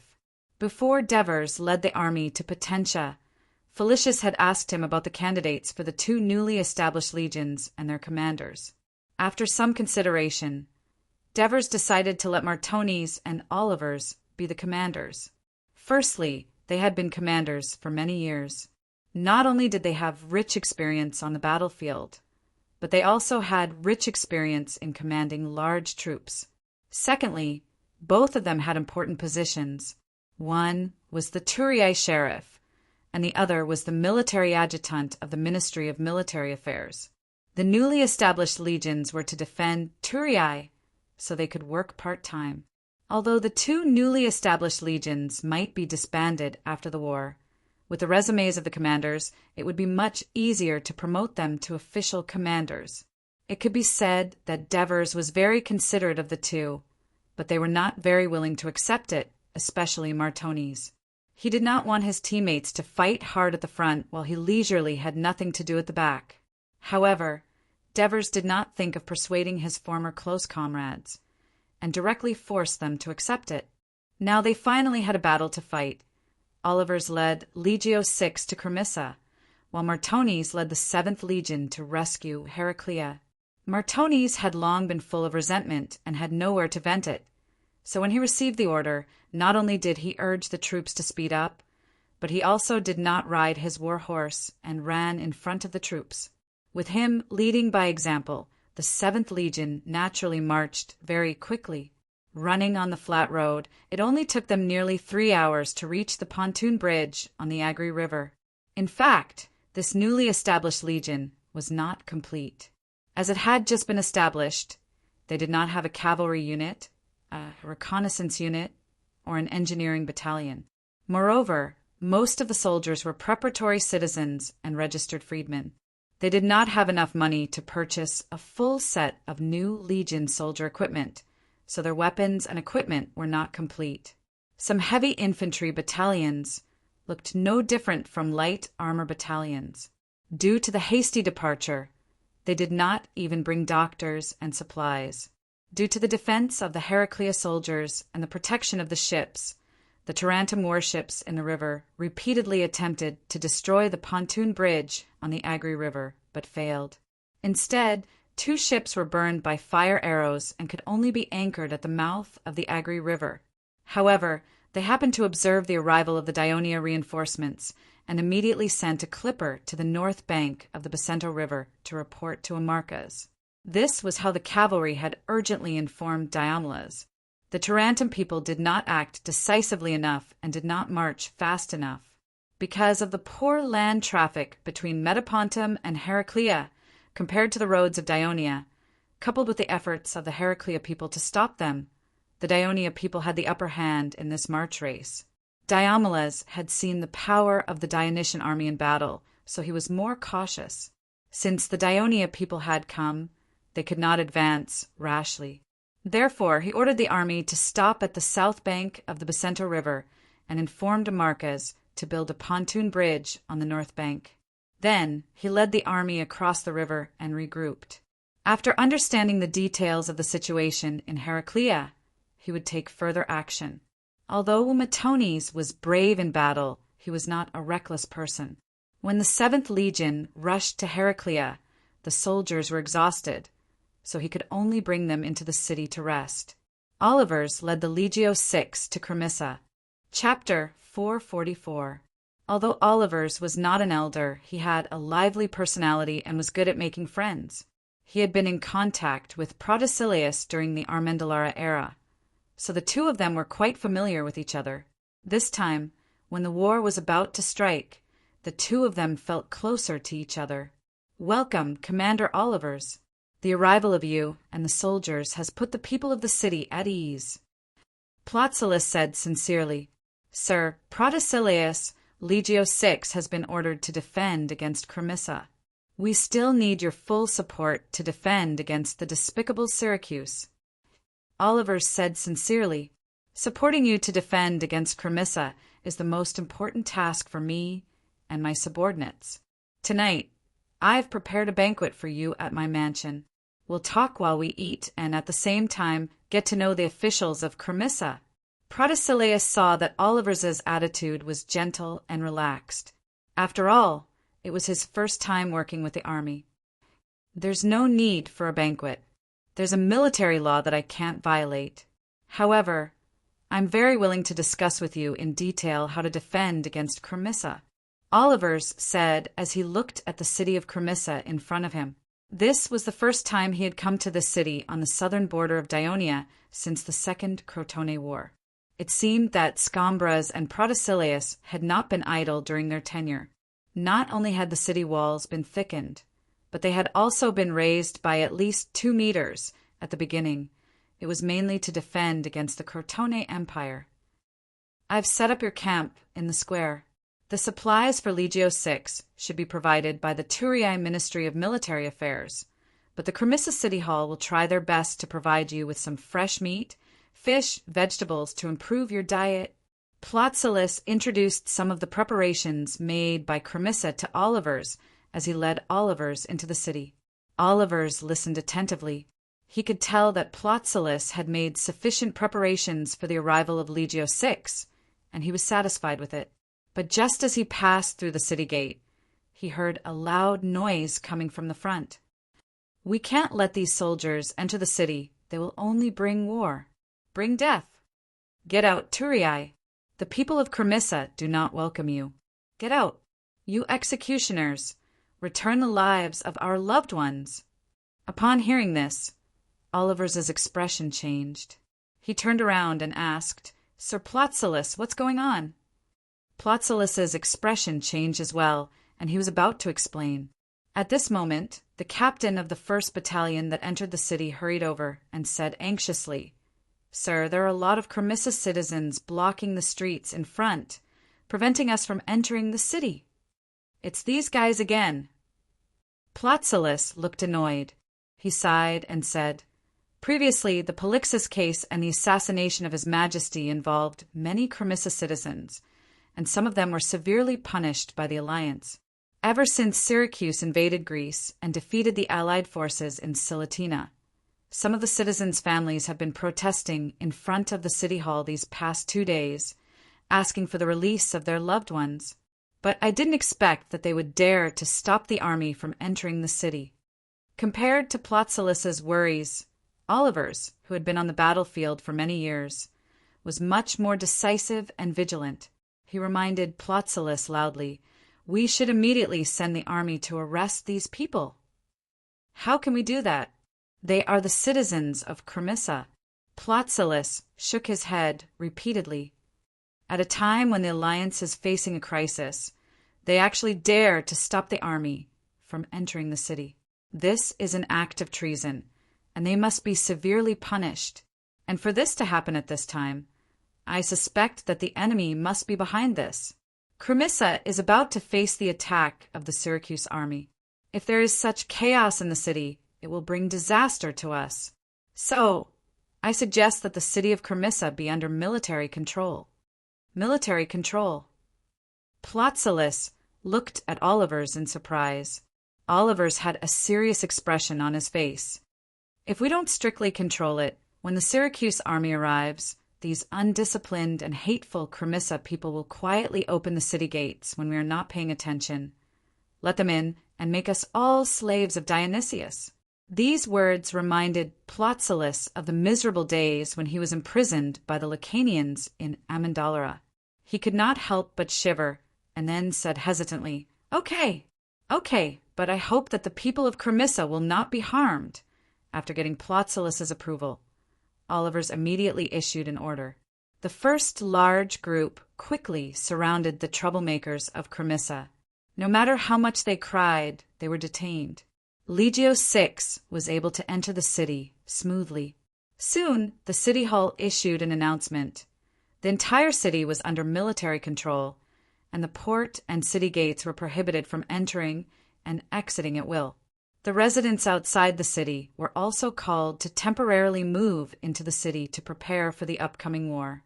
The emergency on the northeast border of Dionia not only shocked the people of Amendolara, but also alerted the tourists. The footsteps of war were approaching the core of Dionia, awakening the painful memories of the war that destroyed their homes a few years ago. Now that the enemy was more numerous and stronger, it seemed that Dionia could only defend and could not fight back. Such a situation made the people of Dionia worried. While they were looking forward to the return of the consul Devers as soon as possible, the oracle about Hades also took root in the hearts of the people. That night, there was a hurried knock on the door of the Devers' intelligence officer, Aristides, in the East City, near the port in the city, near the grand arena of Dionia, a famous entertainment area in Turin. The vigilant Aristides had already put on his clothes and got up before his slave rushed to open the door. The person who came was Tratus. As soon as he saw Aristides, he hurriedly said, "Sir, our men saw the senators of the Senate, Petaru, Cadurc, and Bergam, quietly leaving the city in the evening with their entourages." Aristides was shocked and asked in a low voice, "Didn't the city guard stop them?" Sheriff Martones went to Heraclea. The other party was a senator, and they left from the east, west, and north gates respectively, so it did not arouse too much suspicion. The city guards did not have anyone to back them up. How would they dare to stop them? Tratus said helplessly, after the Devers left with their troops. As the war continued and intensified, the current political structure of Daionia revealed many shortcomings. Although there was a proposal in the Senate to impose martial law on the whole of Turin during the war to prevent accidents, it was not passed because some people believed that this would interfere with the citizens' freedom too much. After all, the war was still far away from Turin, so there was no need to make the atmosphere so tense. Although the Polixus case caused the Devers to give more power to the censor to strengthen the management of the senators, and at the same time to set up the protector of the people, to supervise from the bottom up, this was still the beginning of the implementation. Even if some of the senators did not have any real power, their status was very high. Once the Devers were gone, no one would dare to control them. Aristides did not think too much about it. The reason why he was nervous was because after the assassination, the Devers invested more money and manpower into the intelligence department that they were in charge of, and requested that the cities of Daionia be monitored more closely. After the war broke out, he even asked his men to cooperate with the security officers of the cities to ensure the stability of the cities and prevent accidents. The three Brute senators, Petteru, Cadarc, and Bergam, had some complaints about some of the bills of Daionia. They were also involved in the Polixus case and supported Polixus' proposal. Although nothing happened in the end, it made Aristides pay close attention to them. During the period after the war broke out, the three of them met in private several times, which made Aristides even more vigilant. Unfortunately, at the critical moment, the sudden invasion of Tarentum led to the departure of Martones, which caught Aristides off guard. After all, the intelligence department that he led was only a private organization of the Devers. It did not have any public power, and it was impossible for it to stop the high-ranking senators of Daionia from leaving. Thinking of this, Aristides asked further, "Are you sure they went to the Brute region?" The only glimmer of hope in his heart was quickly shattered by Tratus' words. "The man I sent saw them crossing the wooden bridge of Abyssinia with his own eyes." But Tratus' next words made him feel slightly relieved. "But after they left the city, I immediately sent someone on horseback to Ciudad Abyssinia. Once he confirmed the route of Petteru and the others, he would immediately ride to Cosenza and inform Lord Helos first." Aristides did not care about the decision of his right-hand man. What he cared about was whether this long-distance message could be successful. Although there was a road from Turiae to Abyssinia, and then to Cosenza, it was definitely a dangerous move to ride a horse in the dark, galloping across the highlands and mountains. "Who did you send?" Aristides asked with concern. "Adepigus." "Oh, that clever guy." Aristides was slightly relieved. Chapter 445. This time, Adepigus had specially rushed over from Cosenza to report to Aristides. After the defeat at the Ramato River, the soldiers of the 5th Legion, released by Dionysius, had some impact on the Brute region. He hoped to alert the Senate. He did not expect to encounter this. As he had been a herder for many years when he was a slave, he was skilled in horsemanship. He was also very familiar with the terrain of the Cosenza Plateau. It was possible for him to successfully deliver a long-distance letter in the dark. At this moment, after understanding the whole story, Aristides knew that this was a serious matter and did not dare to be careless. He immediately made a decision. "Let's go. You and I are going to see Sir Marigi immediately."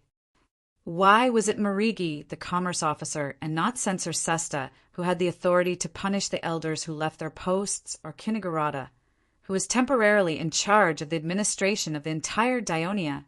That was because Marigi was the confidant of Sir Devers and was more familiar with the intelligence department that Aristides was in charge of.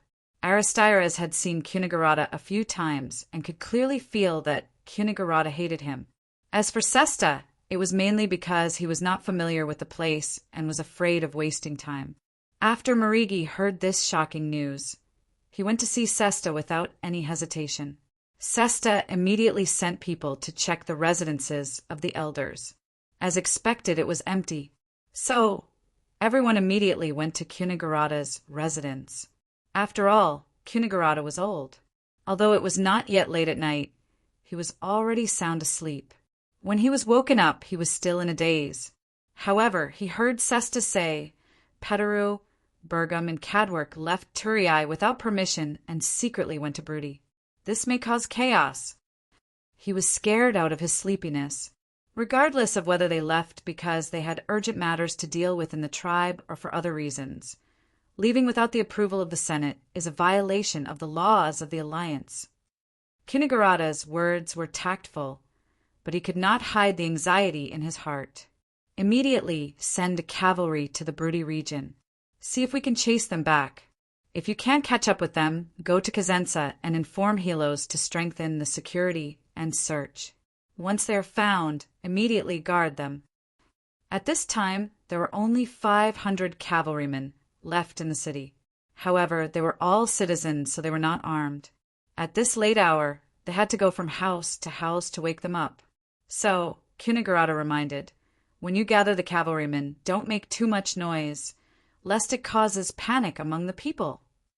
What if the cavalry catches up to them and they resist? Sesta asked coldly. It's best not to hurt them.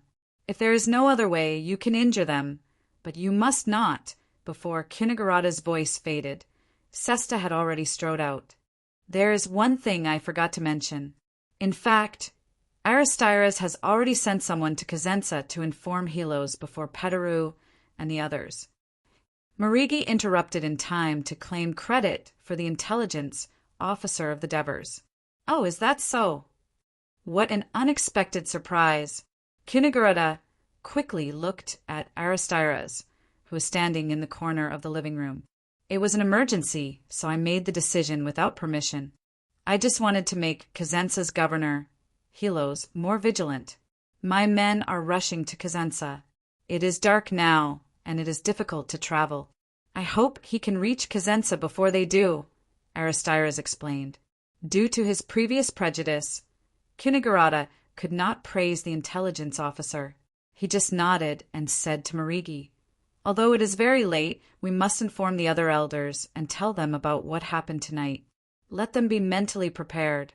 So, Sir Marigi, please go and tell them to come to me.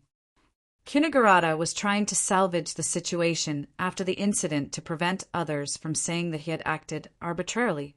He wanted to give an explanation to the Devers. Okay. Marigi answered straightforwardly and turned to leave.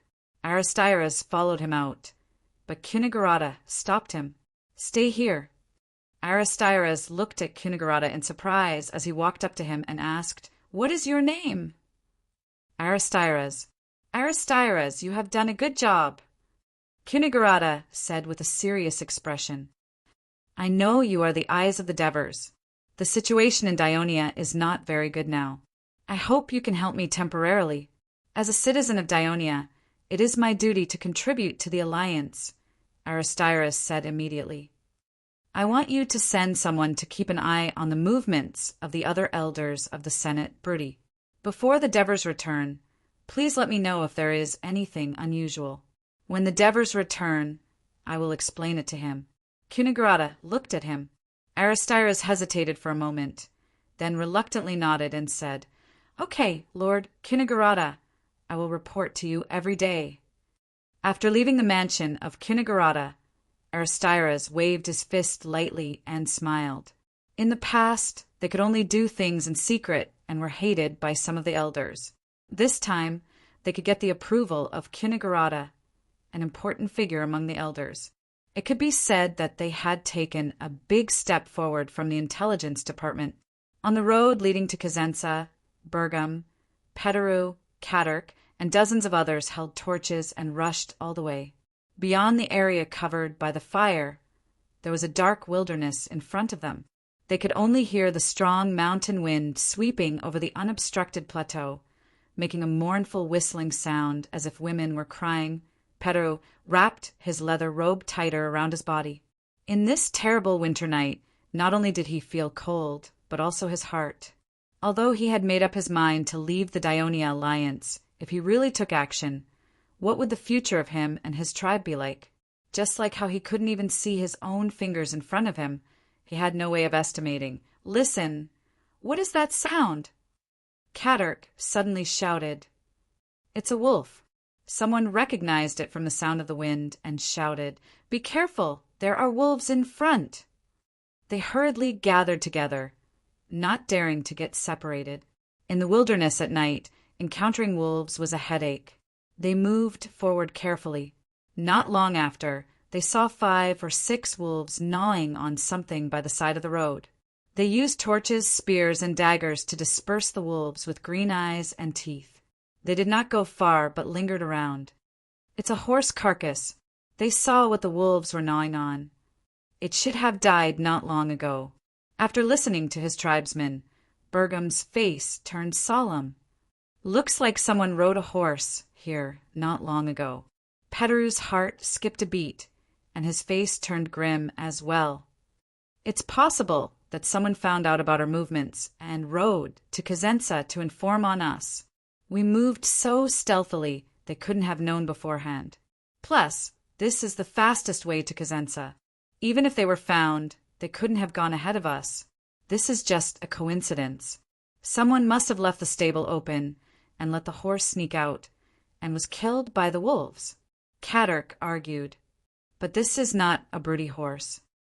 Bergham, who was observing the horse carcass closely, reminded him, the horse carcass on the ground is bigger than the short broody horse.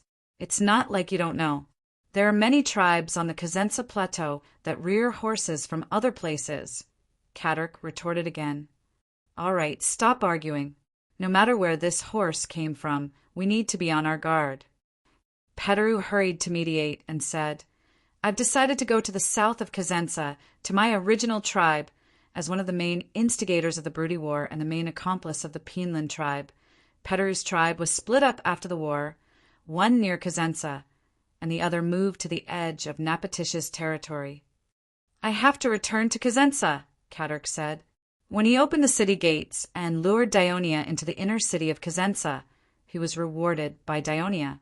His tribe was unscathed and was not moved. Now he was the largest tribe among the many small tribes in Cosenza. You have to be careful. That was all Pederu could say. If Katurk did not sneak back into the tribe and bring enough warriors with him, he would not be of any help to their rebellion. This was also the reason why he put aside his previous prejudice and was willing to work with him. After you've convinced your tribe, don't forget to bring them to Anbalia as soon as possible. Only when we're together can we become stronger, so that Daionia won't dare to invade easily, and we'll have enough time to make more choices. Bergham reminded the two of them. After the Broody War was incorporated into Daionia, the city of Cosenza had changed a lot in the past few years. The inner city was the administrative area, mainly consisting of the city hall, the council hall, the court, the temple, the square, and the Ministry of Military Affairs, the governor's residence, and the officials' residences. The main function of the council hall was the governor of Cosenza and the leaders of the Broody tribes to discuss some management matters in the Broody region. From this point of view, while other Greek cities were still preparing for their local councils, Cosenza had already implemented a similar mechanism. Of course, this had to do with the survival of the tribes in the Broody region. The Grimentum of Lucania also implemented a similar mechanism. Chapter 446. This was also one of the main reasons why Bergham and Pederu rebelled. The Daionia court was very popular in the Broody, which caused the authority of the tribal leaders to disappear and may lead to the final collapse of the tribe.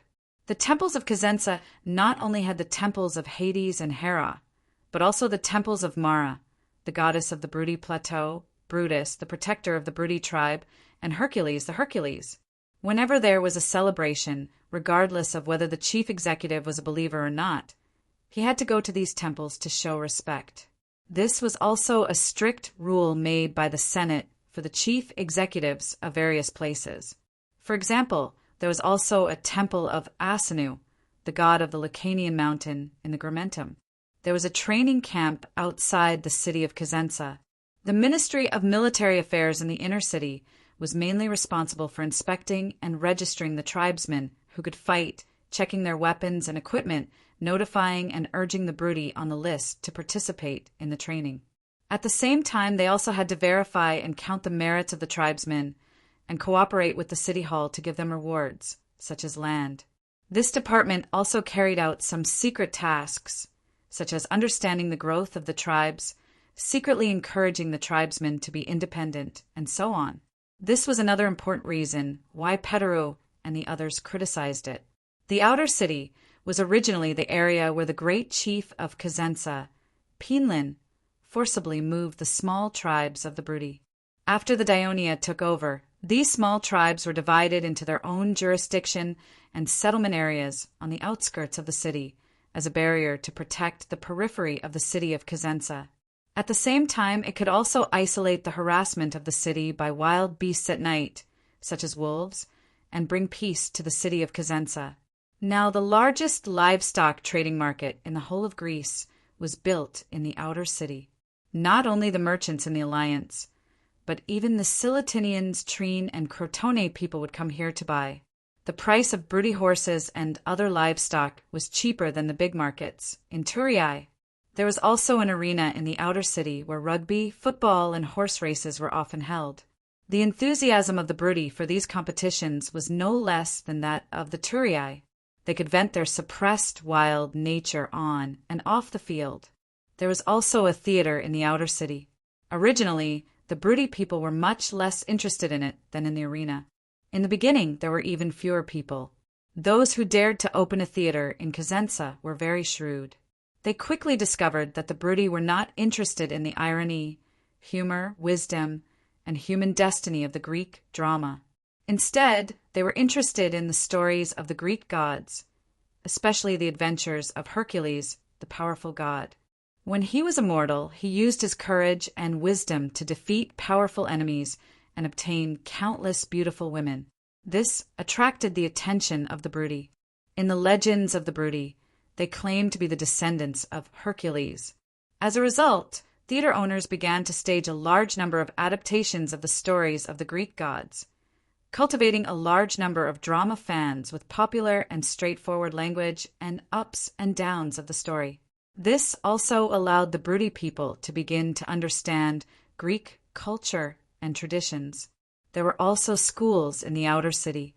When it was first established, it was as unpopular as the theater, but now it was quite popular. That was because of the increase of independent Brudi people. Cosenza allowed the Brudi people who left the tribe to live in the outer city. The cost of buying land was very low, and they were allowed to live first before renting. The repayment period was even as long as 10 years. As a result, as more and more Brudi people left the tribe, most of them chose to live in Cosenza because it was the center of the Brudi area and so lively. The increase in the population of Cosenza, in turn, promoted the prosperity of the city. After the independent Brudi people opened their eyes in order to better develop themselves and their children, it was natural for them to go to school to study and improve. Now the outer city of Cosenza was almost full of Brudi people. The hotels and restaurants were full of customers every day. The governor of Cosenza even proposed to the Senate that the outer city of Cosenza should continue to expand outwards. Unlike the expansion of Turin, the expansion of the city of Cosenza meant that the more Brudi people directly controlled by the city hall, the more stable the Brudi area would be. Half of the soldiers of the 5th Legion came from various tribes, and the other half were completely from the Brudi people under the direct jurisdiction of Cosenza. This was also another main reason why Bergam, Petaru, and Kotok rebelled. The tribesmen were like water to the tribe.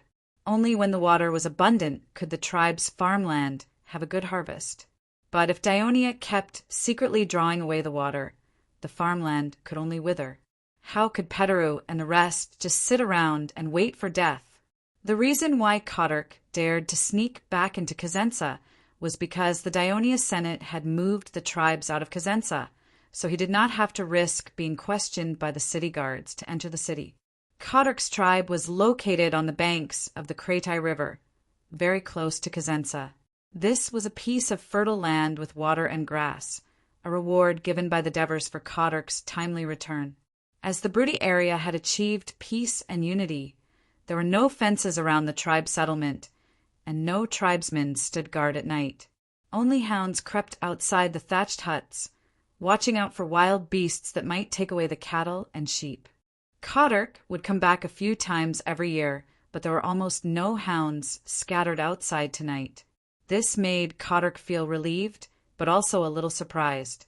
He led his men around the thatched huts and walked towards the big courtyard in the center. Bam! Bam! Bam! Who is it? Open the door, the great leader is back. Who? Open the door, it's me. Kodurk. Perhaps hearing the familiar voice, the person in the courtyard opened the door a crack, raised an oil lamp to look outside, and hurriedly opened the wooden door. Great leader, why are you back at this time? Kodurk did not answer and walked straight in. After his men came in, they quickly closed the door and stood around the courtyard, looking around vigilantly. Where's Vito? As soon as Kodurk's voice trailed off, a surprised voice came from the front. Great leader, you're back! Why didn't you inform me beforehand? I could have sent someone to welcome you. Vito walked out from the living room, his face full of surprise. Then the brazier in the middle of the living room was lit, and the whole courtyard was lit up. Kodurk frowned because the excited Vito voice was a little loud. Quiet! Get Daru, Gilrian, and Korik here. I have something important to discuss with you. Kodurk said in a low voice. Although he had no choice but to live in Tali, serve as a senator, and attend every meeting, in order not to lose control of the tribe far away in Cosenza, he appointed Vito, who had some reputation among his people, but was gentle and lacking in boldness, as the chief of the tribe in charge of ordinary affairs. At the same time, he appointed 3 clan leaders who were loyal to him to assist Vito in managing the tribe, and important matters were decided by the 4 of them. In fact, it was often difficult for the 4 of them to reach an agreement, and in the end, they would have to send someone to Turiai for him to make the final decision. So, although he was far away in Turiai, he never lost control of the tribe. It's so late, why call them? Vito was both confused and reluctant. Go get them. Don't ask so many questions. Kodurk was getting impatient. Tarek, go get the 3 of them, Vito ordered his subordinate helplessly. Yes. His subordinate was about to leave with the oil lamp. Go with him, Kodurk said, pointing at one of his subordinates. He was still on guard. The 2 of them opened the door and went out, while Kodurk led Vito into the meeting hall. Great leader, what happened? Vito asked, confused. Kodurk looked at him and said in a low voice, We have to leave with our tribe by tomorrow morning. Why? Vito was shocked. Because Syracuse is here, the Daionia alliance is about to be destroyed. For the survival of our tribe, we have to go to Syracuse. Kodurk tried to put on a serious expression, but his tone was too exaggerated. We want to betray Daionia.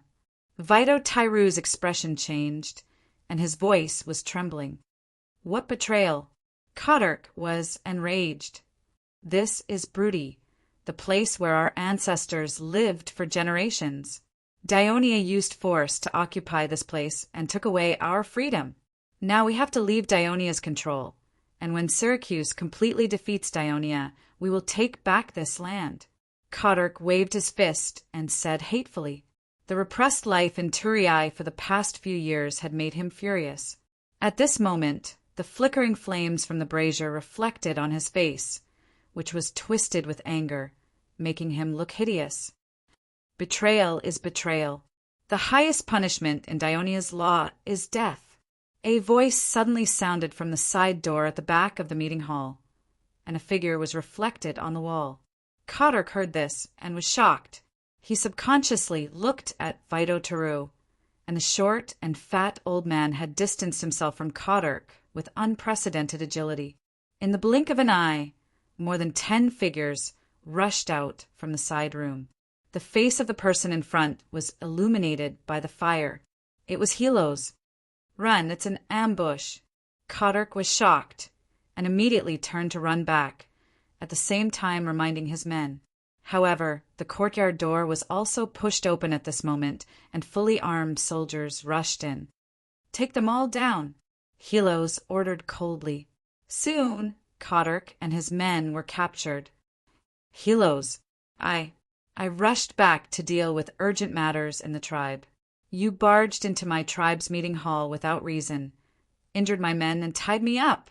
Hurry, let me go, or I will accuse you of your crimes to the Senate. And if you alert my tribesmen and let them see how you treat their leader, it will definitely cause a commotion. If there is a big commotion, the position of chief executive of Cosenza that you just got might be revoked by the Senate. Let me go and let us talk." Kodurk's hands were tied behind his back, and he was pressed to the ground, but he still threatened. Chapter 447. "Sir Helos, don't worry. I'll make sure the people are loyal to the alliance, and you and the Senate will be satisfied," Vito Tyru declared excitedly to Helos. "Vito Tyru, you traitor!" Kodurk's eyes widened in anger. He wanted nothing more than to eat the old man he had always trusted. "You're the traitor of our Dionia. Our people are happy to enjoy a peaceful life under the rule of the Alliance, but you're pushing us into war." Vito Tyru pointed at him and scolded. "Stuff his mouth." At Xyloza's reminder, the soldiers stuffed Kodurk's mouth with a rag so that his anger and fear could only be muffled into a low whimper. Helos returned to the inner city of Cosenza and saw the cavalry from Turiai. They did not catch up to Petaru, but they brought the Senate's order. Helos had already taken action, and the Senate's fate was equivalent to confirmation. As Helos approached the city hall, Adepagus came up to him and asked anxiously, "Did you catch him?" "We caught Kodurk," Helos said gratefully. "Thank you for risking your life to deliver the message." It was a taboo to travel at night in the Brudi region, not to mention riding a horse in the dark. The most terrifying thing was the wild beasts that roamed the wilderness.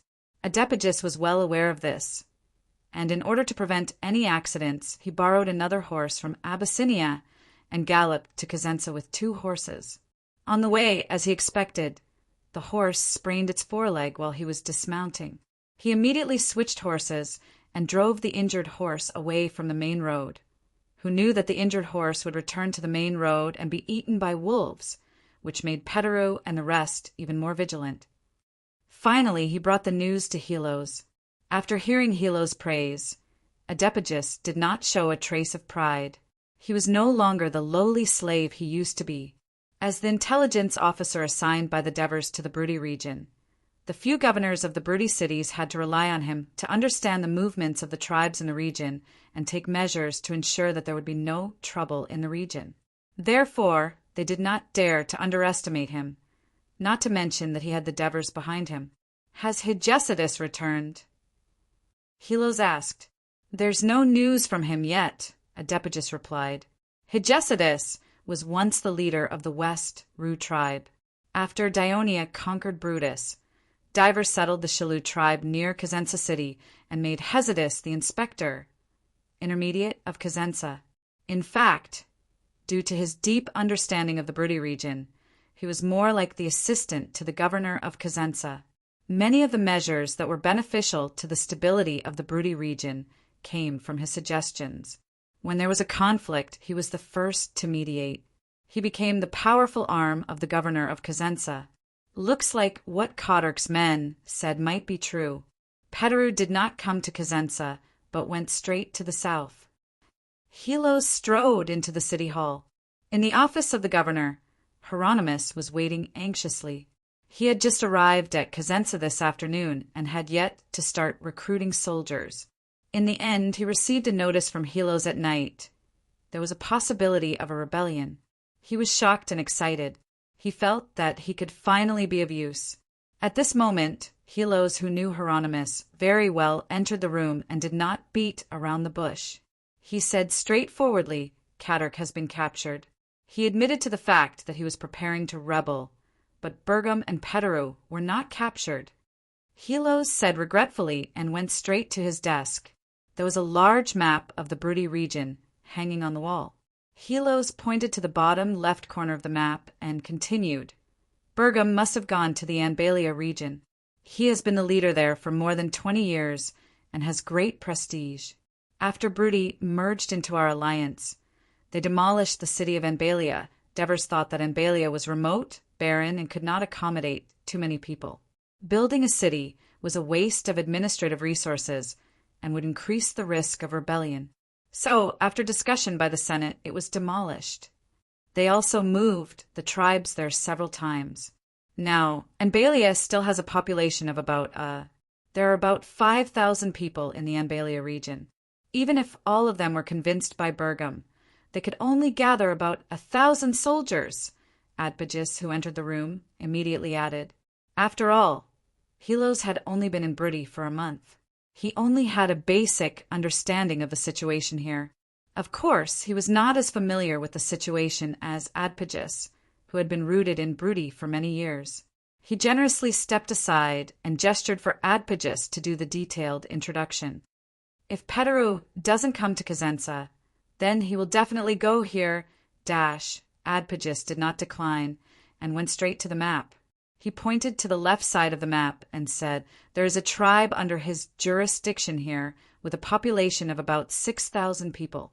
If you want to fight against the rebels, I suggest attacking here first. Although this tribe is further away from Cosenza, it is still located in the Cosenza Plateau. There are other tribes living around it. Once there is a rebellion, it will have a great impact on the surrounding tribes. The key point was that it was also close to Clypecia and could escape from Brudi through the mountain trails at any time to seek refuge with the Syracuse people. This would cause a very bad result. Most of the tribes in Anbalia live around Lake Sacida, and some live in the mountains. It will take a lot of time for Bergam to gather all of them. We only need to block the road from Anbalia to Cosenza Plateau, and Bergam will have to brave the dangers of crossing the mountains to enter Cosenza Plateau, or follow the rugged river valley to the east to Asprostum city. Adepagis confidently expressed his opinion in front of the 2 Senate elders. Well said. Helos loudly praised. I think we can proceed according to Adepagis's plan. Hieronymus nodded and said, How many men will you give me? His words were short, but Helos understood what he meant. After all, he was the chief executive of Cosenza, and he had to oversee the central city of Brudi. The mission of the crusade could only be carried out by Hieronymus.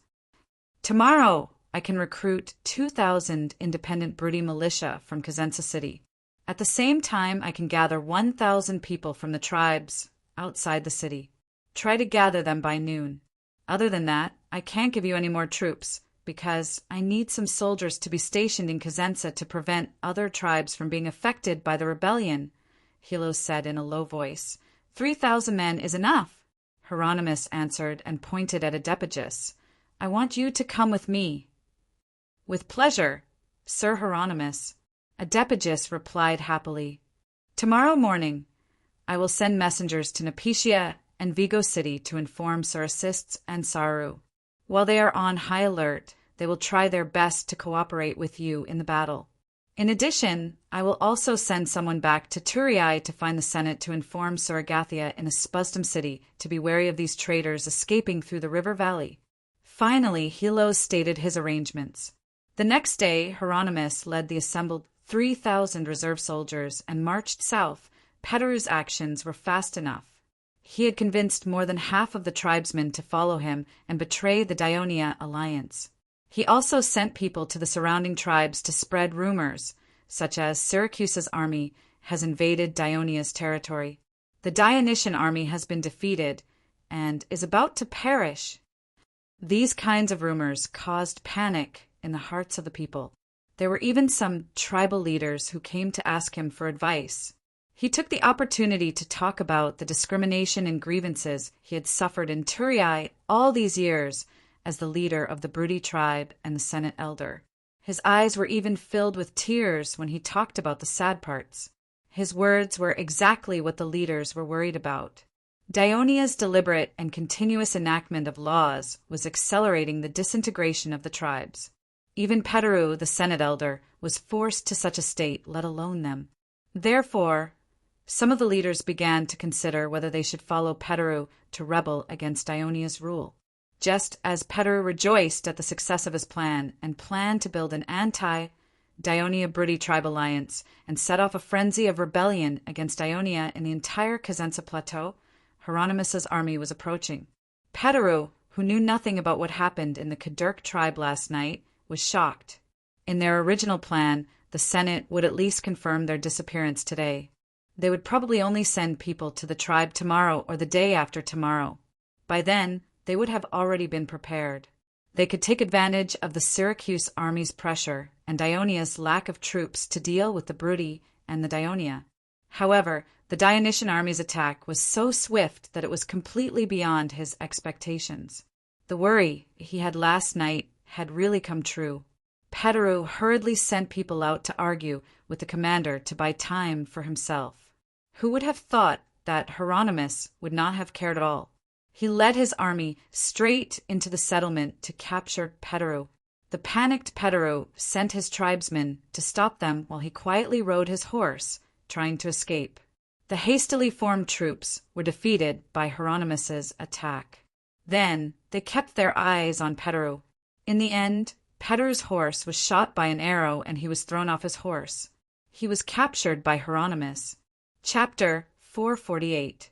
While Hieronymus was raiding Peteru's tribe, the Senate held a meeting early in the morning to have a heated discussion on how to deal with the 3 traitorous senators. First, Sidorum objected. He believed that even if the 3 returned to Brucii without reporting to the Senate, it was not certain that they were defecting. This was obviously defending them, and was immediately refuted by Scombres, Tridademus, Strompoli, and the others. However, they could not produce any evidence to prove that Peteru and the other 2 were traitors. In the end, the discussion turned into a quarrel. It was not until Cosenza's messenger arrived and reported the capture of Kadurk and presented the confessions of his men and slaves that Sidorum had nothing to say. But by then, Scombres, Tridademus, and Strompoli were really angry.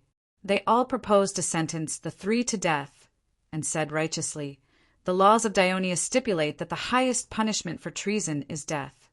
When the Daionia alliance was facing a crisis, as the senators of Daionia, Peteru, Kadurk, and Bergum did not think about how to lead the people to defeat the enemy. Instead, they took the lead in inciting the people to betray the alliance, causing the country to fall into a great predicament and bringing great danger to the alliance. Such traitors would not be enough to appease the anger of the people, and would not be enough to deter those who harbored disloyalty. The Senate voted with a high vote to sentence Bergum, Peteru, and Kadurk to death. Sidorum, Bagalipi, and the other Brudi senators were distressed when they learned of this result, while Scombres, Tridademus, and the others began to be wary of these Brudi senators. At the critical moment when the army of Syracuse was pressing in, the senators of Daionia should have worked together to overcome the crisis. But now, they were suspicious of each other and estranged. This made Cunigarata and Cornelis anxious, but they had no better solution. They could only hope that the only Devers who could resolve the differences and unite everyone would return as soon as possible.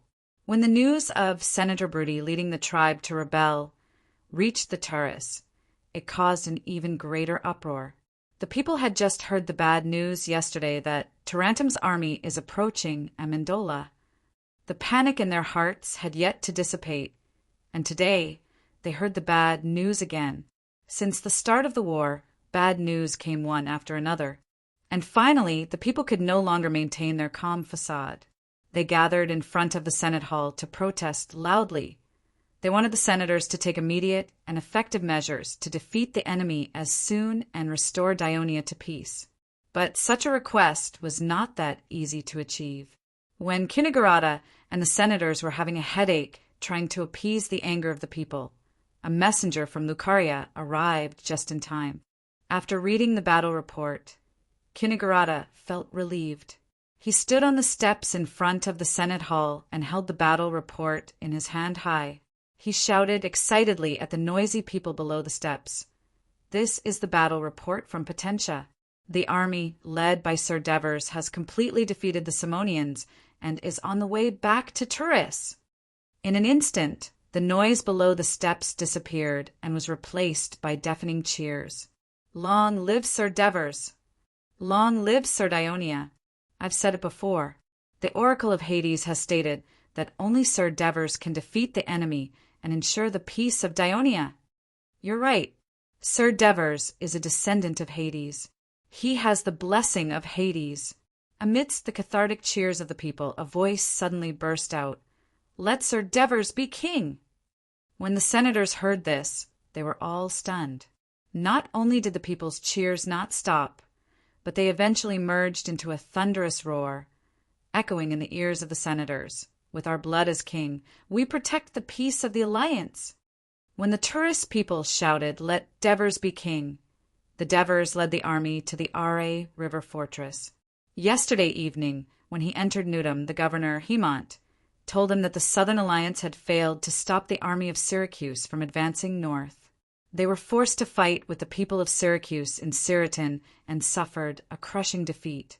Now, other than Crotone, Lygum, and Tearina, who were still independent, the rest of the city-states of the Southern Alliance had fallen. Hearing this news, the Devers was very surprised. He did not expect that the army of Syracuse, under Dionysius's ingenious and flexible maneuvers, could launch a series of attacks that were both fierce and sinister. He had only led the troops away from Turis for less than a month, and the situation south of Dionia's territory had already deteriorated to such a state. Dionysius was not a simple person, but he had underestimated the enemy. After realizing this, while blaming himself, the Devers also declined Hegemon's invitation to dinner that night. He locked himself in his bedroom to think about how to deal with Dionia, so he did not sleep well that night. Early the next morning, he led the troops and set off again. After all, what Hegemon told him was the situation of the war 2 or 3 days ago. With Dionysius's ability and the advantage of Syracuse, it was enough to turn the war into a situation that was even more disadvantageous to Dionia. Therefore, he had to lead the main force back to Turis as soon as possible. Along the way, he was calculating the situation of the war in his mind, looking for a way to win. Only after entering the Are River fortress did he stop to rest for a while. At this time he called for Henepolis and asked with concern, "Henny, are you sure you're not coming back, but going to Turis with me?" "Sir, I've made up my mind. Dionia is now in danger. As an ally, Laos should lend a helping hand and help Dionia defeat the strong enemy." Henepolis said vehemently, "I'll also send someone to inform Uncle Arabamas to send more soldiers to fight alongside the legion of Dionysia." Upon hearing this, Devers narrowed his eyes. He knew that there was another reason why Henepolis was willing to go to Turis. The young man was tired of living in Laos like a cage, unable to make any decisions. Devers thought for a while and said, "All right, you can come with me. However, there's no need to ask Laos to send more soldiers. After all, Trine has fallen. Laos needs enough soldiers to prevent Syracuse from attacking Laos' port from the sea." As long as Divers agreed to let him follow, Henepolis did not really care if he needed to send more troops. He said happily, "Lord Divers, I have one more thing that I would like to ask for your permission." "What is it?" Can I be your secretary during the war? I can write your orders and collect information." Henepolis asked softly. "Huh." Devers looked at him in surprise. "Why do you have such an idea?" It was too shameful for a consul of a city-state to be the secretary of the commander of another city-state alliance. Those who did not know the inside story would think that he was humiliating his ally. "My lord, you see, the last time in Poseidonia, you asked me to lead an army to intercept the fleeing Simonians. When I saw the ferocious-looking Simonians charging at us, my legs trembled. If it wasn't for Isom's help, I would have fled. Henipolis did not even try to hide his embarrassment. So I understand now. I'm different from you, my lord. I don't have the talent to lead an army. I do like reading and writing, but it's too boring to read and spend a lot of time thinking like my teacher, Ansatanos. By staying by your side, not only can I help you, but I can also understand in more detail how you defeated the Samnians, and how you will defeat the Syracuse people in the future. Such a glorious process. Not only do I want to know, the people of Dionysia. No, the people of Greece want to know about it. If I write about it, it will be very popular. Henipolis became more excited as he spoke. Devers looked at him in surprise. This little guy wants to be a biographer. However, Henipolis's request moved him. According to what he knew from his previous life, there were scholars who followed Alexander during his crusade to the east and wrote monographs about him. When Hannibal invaded Italy, there were scholars who followed him and wrote about him, saying that he was the liberator of Italy. When Caesar crossed the Rubicon, there were scholars who followed him and wrote about him in the Spanish War. So why can't I have them? Devers smiled. Henny, I agree to let you be my secretary during the war. That's great. Thank you, sir. As soon as Devers agreed, Henipolis immediately waved his hands and shouted, Don't be happy too early. I still have a request. If you want to write a book about me in the future, the content must be reviewed by me. You can only publish it when I agree to publish it. Can you agree? Devers said with a serious face. Yes, I can. Henipolis nodded. Also, if you are my secretary, who will be in charge of your Laos troops? Ariandos. He is usually in charge of the troops. As soon as Henipolis said this, an image of a person immediately appeared in Devers' mind.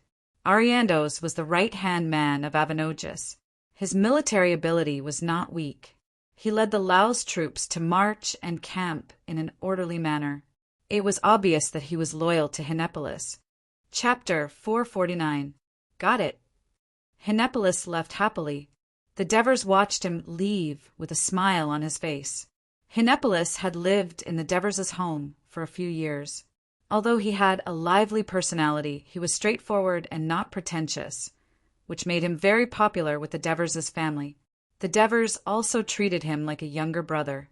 Therefore, he did not want Henipolis to know what was going to happen next. The officer in charge of defending the Dara River fortress was called in. I remember your name is Tagru, right? The Devers said pleasantly. The captain, who was a little nervous, did not expect that the lifelong governor of Dionia and the commander of the army, the Devers, who was respected by the soldiers, still remembered his name when he saluted and reported to him when he first arrived at the Dara River fortress more than 10 days ago. Yes, commander, he replied excitedly. I remember that you are from the Gramentum. Do you belong to a tribe or are you independent? The Devers continued to ask and gestured for him to sit down. I am already independent. I only need to work hard for my family. Tagru straightened his back and answered in fluent Greek. In the past year, there was a popular belief in Lucania City that the independent Lucanians were the real citizens of Dionia and had true freedom. In the last war, many tribes in Lucania City, except for Potentia and Galagusso, were destroyed and weakened. Therefore, the remaining tribes were weak and relied heavily on the alliance. They could only listen to the people who asked to leave the tribe. They did not react as strongly as the leaders of the Brudi. It seems that you have a family. Do you have children? How is your life? The Devers chatted with him. Although this made Tagru a little surprised, he felt a sense of familiarity. Asana bless me. I have 2 children, both boys, and they are very healthy. Sir Bagul gave me 5 acres of land, but it is all mountainous and not suitable for growing wheat. The farmer advised me to plant apple trees, which I did. The trees had grown this year, and they said that they would bear fruit next year. Then I would be able to sell the apples to the city. They also said that the apples in Turin were more expensive, but it would take a few days to reach Turin. The year before last, I had taken a loan from the bank in the city and bought 20 lambs and 2 cows. Now the number had doubled. In the summer, I sold 6 sheep and a cow to a restaurant in the city. Not only did I pay off my loan, but I also earned 30 drachmas. I've decided to buy some cows and sheep next year and try to drive hundreds of cows and sheep up the mountain every day. Sir, I'm not afraid to laugh at you, but this is my dream. In the past, only the tribe had so many cows and sheep. Haha, you have a great ambition. Devers clapped his hands and laughed. Then he asked with concern, You're on a mission in Fort Ra River. What about your family? My wife is a capable woman. She can take care of the children and the fruit trees. I also took a loan from the bank to buy a Thracian slave to help me graze my cattle and sheep. When I'm busy, my neighbors will come over to help. Sir, a village has been built at the place where I live. Devers listened and said, Seriously, being stationed at Fort Ra River is far from the city and home. Not only is the daily life monotonous, but I can't go home to take care of my family for a long time. This is supposed to be the toughest mission for the registered freedmen and citizens who have undergone training. It's an important mission to shorten the probation period for them to become citizens. However, before the war breaks out, I suggested that they be replaced by real citizen soldiers. Do you have any complaints? Sir, to be honest, a little. Tagru hesitated for a moment before he answered honestly. That's because you've received stricter training. You're citizens of Dionia. In times of danger, you'll defend this fort at all costs to ensure that your home is not trampled. Fort Ra River is the only land passage connecting Lucania and Turin. The space here is small, and the military can't spread out. Once it's occupied by the enemy, it'll cut off the connection between Lucania and Turin. That's dangerous, Devers said seriously. Sir, you're saying someone will attack this place. Tagru's eyes widened in shock. Fort Ra River was located in the hinterland of the Dionia Alliance. Other than inspecting the passing merchants and travelers and providing them with simple food and lodging, there was nothing else the Devers could do. There was once an elder who suggested to dismantle Fort Ra River and turn it into a relay station during a meeting, but it was rejected by the Devers in the end. During a war, there's always danger, and danger often comes from the dark. From now on, you must be vigilant. No merchants or travelers are allowed to stay in or outside the fort. Also, no troops without a warrant from the Ministry of Military Affairs are allowed to enter or pass through Fort Ra River. Do you understand? Devers reminded him solemnly. Yes, Commander. Tagru stood up and bowed. Tagru, you're not an official soldier yet, are you? Sir, I'm just a reserve soldier. My tribe joined the alliance too late, and there are too many Lucanians who signed up to join Legio III, Tagru said in a slightly dejected tone. I hope that after this war, I'll be able to see your name in the Legion of Legio III. Devers encouraged him seriously. Also, if the enemy attacks Fort Ra River, don't fight alone. Inform Sir Hegemon in Newdom in time to get his help. Do you understand? Yes, sir. Tagru bowed again in excitement. Although he did not know where the enemy would come from, he was no longer depressed about being sent to the wilderness. He promised loudly, Sir, don't worry, I'll defend Fort Ra River until the end of the war. Devers nodded. After Tagru left, he got up and walked to the window facing south and looked out. From here, he could not see the city of Laos, which was the estuary of the Ra River. Therefore, the Devers could only guess what Arabuma, who was not a consul, was doing at the moment. Ever since Arabuma did not come to Fort Ra River to welcome the Dionysian army, and the troops he sent to Henopolis were all loyal to Avanogus, the Devers received a secret report from the intelligence department in Newdom that traces of Syracuse had been found in the city of Laos. The Devers had a bad feeling in his heart. With Dionia at a disadvantage and facing danger, what choice would the man who once went to the east alone, united with the Turii, and helped Avanogus recapture Laos in one fell swoop? Although the Devers could only wait quietly, he brought Henopolis with him and was prepared for any eventuality. While the Devers led the army from Fort Ra River into the mountains and embarked on the return journey to Turiai, Dionysius had already led 90,000 troops to the Teconati River. This army included more than 70,000 of Dionysius's Sicilian troops, as well as Rockley, Hyhernian, and the Corunnian troops who had just joined Syracuse's side. They set up camp on both sides of the Teconati River. The camp stretched for dozens of miles, and thousands of tents filled the southern Croton plains and the lower reaches of the Teconati River. The engineers of Syracuse also commanded more than 4,000 Corunnian soldiers and Silitinian slaves to build a simple dock at the estuary of the Teconati River so that food and supplies could be transported by sea to the main camp. This provided greater convenience for logistics. While the army was busy building the camp, Dionysius led the generals to Ciudad Crotone to inspect its defenses. At this time, under the suggestion of the Dionia's ballista officer, Ciudad Crotone set up stables on both sides of the moat and began to set up traps.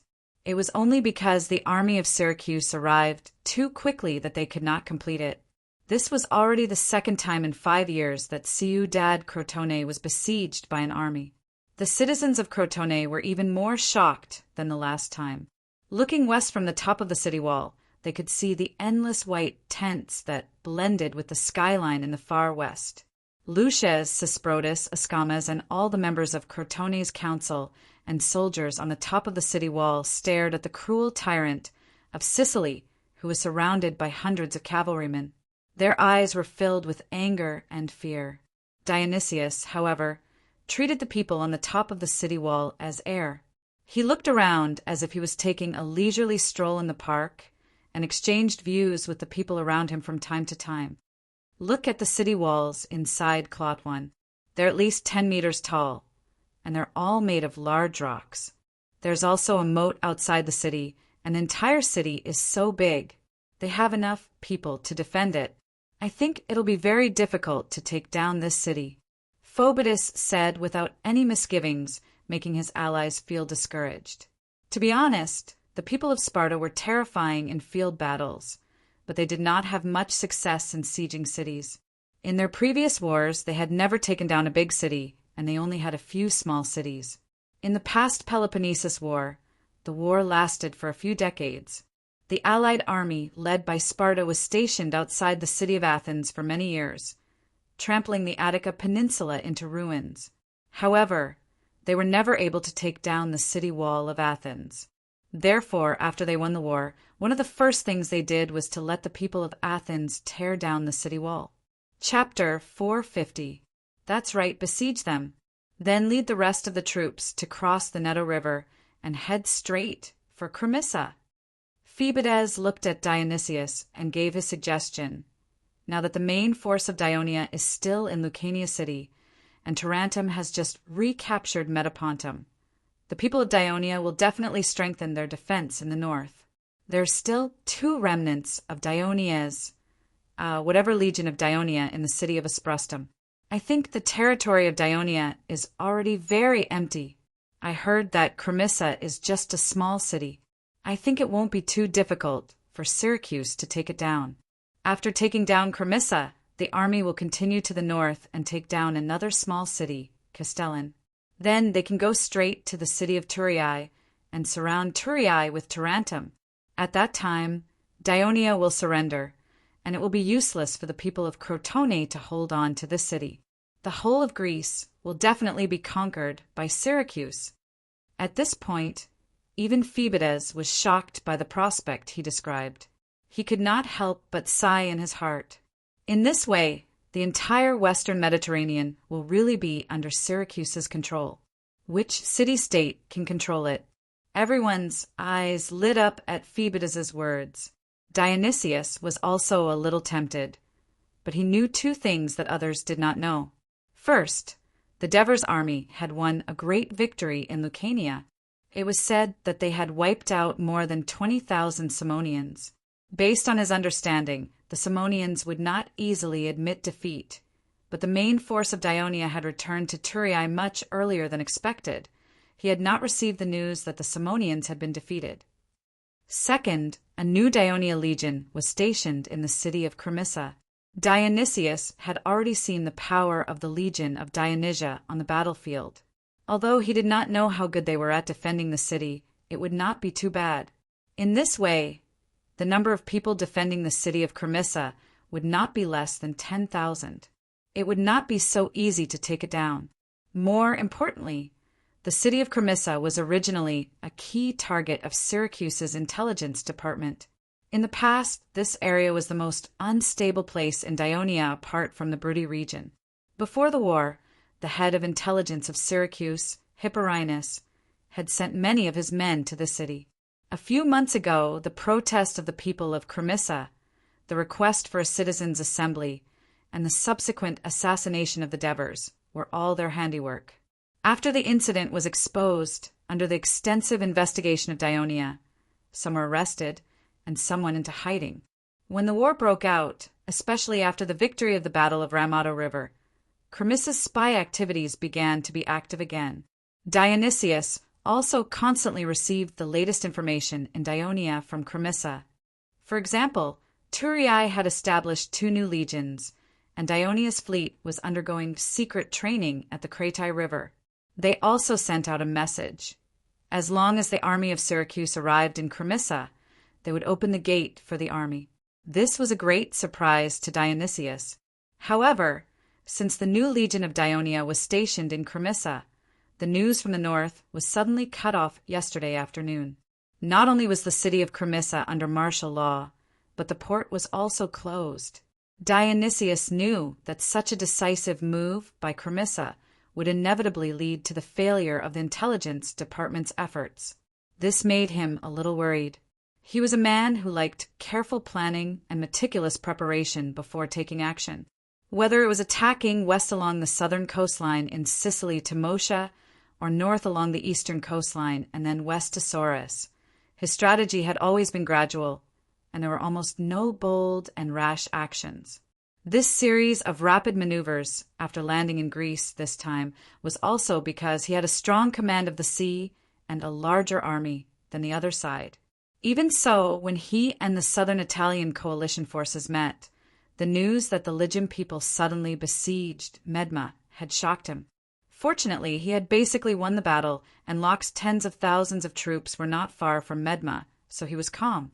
Now, in order to attack Daionia, apart from the few thousand soldiers stationed in Medma, Trine, and Silatina, respectively, he had concentrated most of his forces here. If he followed Phoebides's plan to trap the 2 cities of Tarentum and Esplustum, which had a large number of enemy troops, he would probably need to leave more than half of his total forces here. Even if he could take down Cremissa and Castellin, the city of Thurii would not be so easy to attack. According to what he knew after Polixus and the others were arrested, the city of Thurii was already a solid block, unlike when Crotone first attacked Thurii. Moreover, the main forces of Daionia could return at any time. In this way, once Syracuse's attack was blocked, they would have to divide their forces everywhere, leaving the rear empty. As time went by, anyone of Medma, Trine, Esplustum, Crotone, or Thurii would be a disaster for him. That was why he was somewhat resistant to Phoebides's seemingly good suggestion. At this time, seeing that Dionysius had been silent, Phasapeses said, "My lord, I don't agree with General Phoebides's words. Moria, the most important military city of Carthage in Sicily, is even across the bay. If we can capture it, then we can't even imagine the other cities that we have captured in Sicily.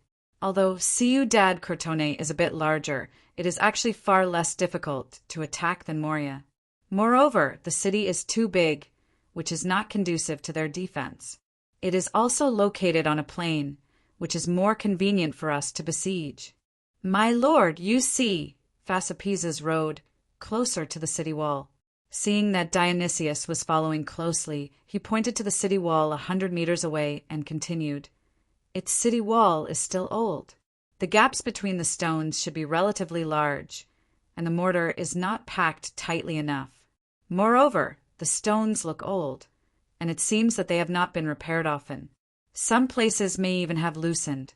This is not comparable to the cities we have captured in Sicily, because of the frequent wars between Carthage and Syracuse in Sicily, and these two large states have very strong siege capabilities. The other city-states are very diligent in repairing the city walls in order to save their lives. Unlike in Great Greece, where siege battles are rare and the city walls are still maintained according to the defensive siege methods decades ago. As long as our ballistae continue to bombard, it will definitely collapse. Moreover, we have sufficient manpower now. We can completely build earth ramparts and approach the city walls. At the same time, we can build siege towers and siege hammers to destroy their city walls and occupy their city walls. By using various methods together, we will definitely be able to break through Ciudad Crotone and open the way into the territory of Daionia. Dionysius's heart was moved when he heard this. He carefully observed the city wall in front of him, and his expression became more and more relaxed. Then he turned his head and asked, "Phoebidas, what do you think of the siege plan?" Phoebidas's expression did not change, and he said stubbornly, "I still insist on my opinion. We don't need to waste time under Ciudad Crotone. If Daionia is conquered, Crotone will naturally surrender. My lord, you don't need to discuss with the people of Sparta how to siege the city. They even besieged Praetia for more than 2 years before they could take it down with only a few hundred people defending it. What good suggestions can they have?" Astagras sneered. Phoebidas's expression changed. In the 5th year after the outbreak of the Peloponnesus War, the coalition forces led by Sparta were unable to break through the long wall and break into Athens. They had no choice but to turn and attack the ally of Athens, Praetia in the Boeotia region. Seeing that the situation was not good, the people of Praetia evacuated a large number of people, leaving only a few hundred people to defend the city. As a result, it took the coalition forces of Sparta more than 10 times the number of soldiers defending the city of Praetia for more than 2 years to take down the city. In the end, the people of Sparta killed the soldiers defending the city and handed the city of Praetia to its ally at that time, the Thebes. The key was the most important battle in the Greco-Persian War a few decades ago, the Battle of Praetia. The Greek coalition forces, with the full support of the people of Praetia, finally defeated the invading army of Persia. After the victory, the king of Sparta, Pausanias, once led the Greek coalition forces to make a vow to protect the independence and freedom of Praetia together forever. Therefore, when Praetia was destroyed and the people of Sparta personally violated their vow, it immediately caused an uproar in the entire Greek world, forcing the people of Sparta to discuss this matter. The elder council had no choice but to send a censor to question the king of Sparta, who was away on an expedition. Therefore, Phoebidas, who was still a child, had a deep impression of this. It could be said that Astagras was tearing open the scars of Sparta. "Don't talk nonsense." Dionysius glared at Astagras, then said to the seemingly angry Phoebidas, "No city-state dares to start a war with Sparta. However, in terms of attacking a city, I, Syracuse, do have more experience. I've decided to take down Ciudad Crotone first." Phoebidas snorted and no longer said anything. After saying the polite words, Dionysius was too lazy to care about the mood of the people of Sparta anymore. He said to everyone in a deep voice, "Phasapeses, Astagras, organize all the siege technicians, craftsmen, and soldiers to start building siege equipment and building earth embankments. Think of ways to measure the thickness of the city walls. Prepare for all the siege." "Yes, sir." The 2 generals replied in excitement. Chapter 451. Achelida and Gubra were excited.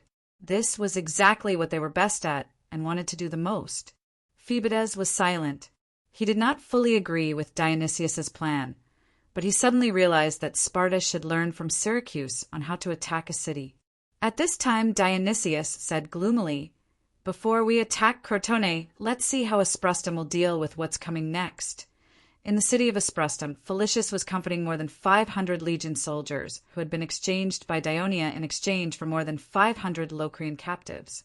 He had a great regret in his heart because he did not manage to exchange for the 5th Legion's commander, Dionysius' Senate Senator, Dracos. Even Dionysius did not release Brim, the commander of the 5th Legion's 1st Brigade, an important leader of Abyssinia, who was also a senator of the Senate. Instead, Dionysius insisted on exchanging the captives one for one. Felicius noticed that the exchanged soldiers were all broody soldiers of the 5th Legion. As the 5th Legion was the last to retreat, the 5th Legion was the most captive, but he did not think too much about it. In fact, Dionysius had deliberately released these broody soldiers in front of the other Greek and Lacanian soldiers who had been captured by Dionia. He had even planned to quietly release some legion of Dionysia soldiers who were found to be resentful after a few days of observation. Felicius regrouped the more than 500 soldiers into the 5th Legion. Although he felt regretful, he was also slightly relieved. This was because half of the soldiers who returned were Abyssinia. Abyssinia was the most staunch ally of the broody tribes in the broody region. Ever since the broody joined the alliance, there had never been any disturbances, and they did not object to some of the bills that the Senate enacted against the tribes in the broody region. Moreover, Felicius had a good relationship with Bagalippe, so he felt better that more people from Abyssinia had returned. At this moment, a messenger hurried over. "Commander, Epiphanes requests for you to go to the top of the city wall immediately. The people of Syracuse outside the city are out of his control, so you have to make the decision." Felicius was shocked when he heard this. Dracos woke up from a nightmare. Ever since he led the 1st Brigade to intercept the enemy cavalry and was surrounded, he led a team to fight to the death. In the end, his lungs were pierced by the enemy cavalry's javelins, and he fell to the ground and was captured. Although he had been treated by a doctor of Syracuse, he had a high fever and was sometimes unconscious and sometimes awake. At this moment, he tried to open his dry and heavy eyelids and heard a shrill scream. Then someone beside him shouted in grief and indignation, "Don't come any closer! Don't come any closer! Asinu above, please protect them." What was going on? Dracos struggled to open his eyes, and the blurred image in front of him gradually became clear. He found himself lying on the ground, mixed with stones and mud, and a city stood 100 meters in front of him. He was very familiar with the appearance of the city, Asprustum. Why was he here? His head was dizzy, and he could not remember anything at all. He tried to stand up, but found that his hands and feet were tied behind him with ropes, and he could not exert any strength at all. He struggled a few times with all his might, but it was useless. Instead, the pain from his wounds almost made him faint again. Obviously, the person next to him saw his movement and said in surprise, "Legion, Commander Dracos! Legion Commander Dracos, are you awake?" Who are you? What's going on?" Dracos opened his dry lips and asked weakly. "Reporting to Legion Commander, I'm Legio IV's 3rd Brigade, 4th Brigade, 1st Squad Leader Ituru. The Syracuse people brought the dozens of Legio IV's captured soldiers, and you, to the front of Asprustum and tied everyone's hands and feet. They even set up stakes beside each of them and tied the ropes to them. They even sent people to the city, telling them, 'You and the Legio IV's captured soldiers are here.' Then the Syracuse army retreated 100 meters, but whenever our comrades in the city rushed out to save us, these damn Syracuse people would use javelins and arrows to shoot at them." At this point, Ituru was sobbing uncontrollably. As he cried, the other soldiers who were tied up also felt sad. "What?" When Dracos heard this, he immediately panicked. He endured the pain and used his shoulders to forcibly prop his body up. The overexertion caused his eyes to darken and his head to spin. He panted heavily, trying his best to control his body that was on the verge of collapse. After a while, he finally knelt on the ground steadily. When he opened his eyes again, in front of him were more than 10 corpses with arrows and javelins stuck in their bodies. The closest one to him was less than a meter away from him. Looking at that ashen face, Dracos recognized him. Hack, a soldier of the 5th Legion. This broody young man came from a small tribe in Cosenza and had a stubborn and mischievous personality. When he first entered the 5th Legion, he repeatedly violated military rules and was punished by the strict Dracos many times, but he always refused to accept it. Once, he even argued with Dracos on the training ground. In the end, Dracos made a bet with him on wrestling and won cleanly. Hack was convinced, and from then on, he trained seriously and performed outstandingly. In the end, Dracos promoted him to a platoon leader, but he did not expect to die here, and for him. A surge of anger surged in his heart, and the crying of the soldiers next to him made him even more irritated. He shouted, "What are you crying for? What's there to be afraid of? We will meet again at the Temple of Heroes." Felicius looked at the row of people who were tied up and kneeling on the ground with a solemn expression. He did not expect to see such a scene when he came to the city. Are you sure those are Dracos and the captured soldiers?" The usually lively and flamboyant Epicthenes frowned at this moment, and his voice was heavy. "Before I came up, the soldiers had already confirmed it with their lives. I've forbidden the soldiers from leaving the city without permission. But not only are there Dracos, there are also soldiers from Legio IV. Look at my men. They all want to save their comrades, neighbors, and maybe even relatives. So they hope to send out the 4th and 5th Legions. That way, even if the enemy comes, they can hold them off and successfully rescue Dracos and the other soldiers." Felicius looked at the hundreds of corpses that stretched down the city toward the captives and the phalanx of Syracuse that seemed to be resting 100 meters behind the captives. He turned back to look at the soldiers of Legio, 4 stationed at the top of the city. Their faces were filled with anger and anxiety. Felicius's gaze finally fell on Epicthenes. "What do you think?" "I think it's worth a try." Epicthenes hesitated for a moment, then said thoughtfully, "The people of Syracuse are doing this because they want us to rescue them. Therefore, when we leave the city, the people of Syracuse might not stop us immediately. We have time to get into formation and slowly approach Dracos and the others, blocking their attack while rescuing Dracos. Even though Syracuse has more soldiers than us, the terrain here is narrow. There's a cliff on the left and a mountain on the right. They won't be able to outflank us, no matter how many soldiers they have. We should be able to safely return to the city." Felicius was silent for a long time, then slowly said, "Since you know that the people of Syracuse want us to leave the city to rescue them, you still insist on leading the troops out.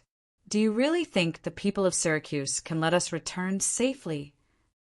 Felicius showed a pained expression and said with hatred, "A few days ago it was because everyone was hoping that they could beat the people of Syracuse, but I didn't persist. Look at the result. We failed. The Allied forces were defeated, and we lost more than 3,000 soldiers, causing the situation in Greece to deteriorate to such a terrible state. Isn't this a lesson that we should take seriously? Dionysius isn't easy to deal with. Since he's already set up this scene, he must have a plan to deal with us leaving the city to rescue them. For the safety of Asprostem and the safety of the Alliance, we can't leave the city." It was rare for Felicius to shout at someone like this. He was venting his pent-up emotions during this period of time. So Epicthenes was a little stunned. His expression turned gloomy. "Are we supposed to just watch Dracos and the soldiers be humiliated and not save them? Don't forget, back in Persia, Lord Devers once said that everyone in his team should be as close as a family, and that no one should be abandoned easily." Epicthenes' words lashed at Felicius' guilty heart. His hands, which were pressed against the battlements, gripped the cracks between the stones tightly, the rough gravel stinging his palms. Although his relationship with Dracos was ordinary, he was also a senator of the Senate, a commander of the army, and a comrade in arms for many years. How could he not want to rescue Dracos and the soldiers when they were humiliated by the enemy?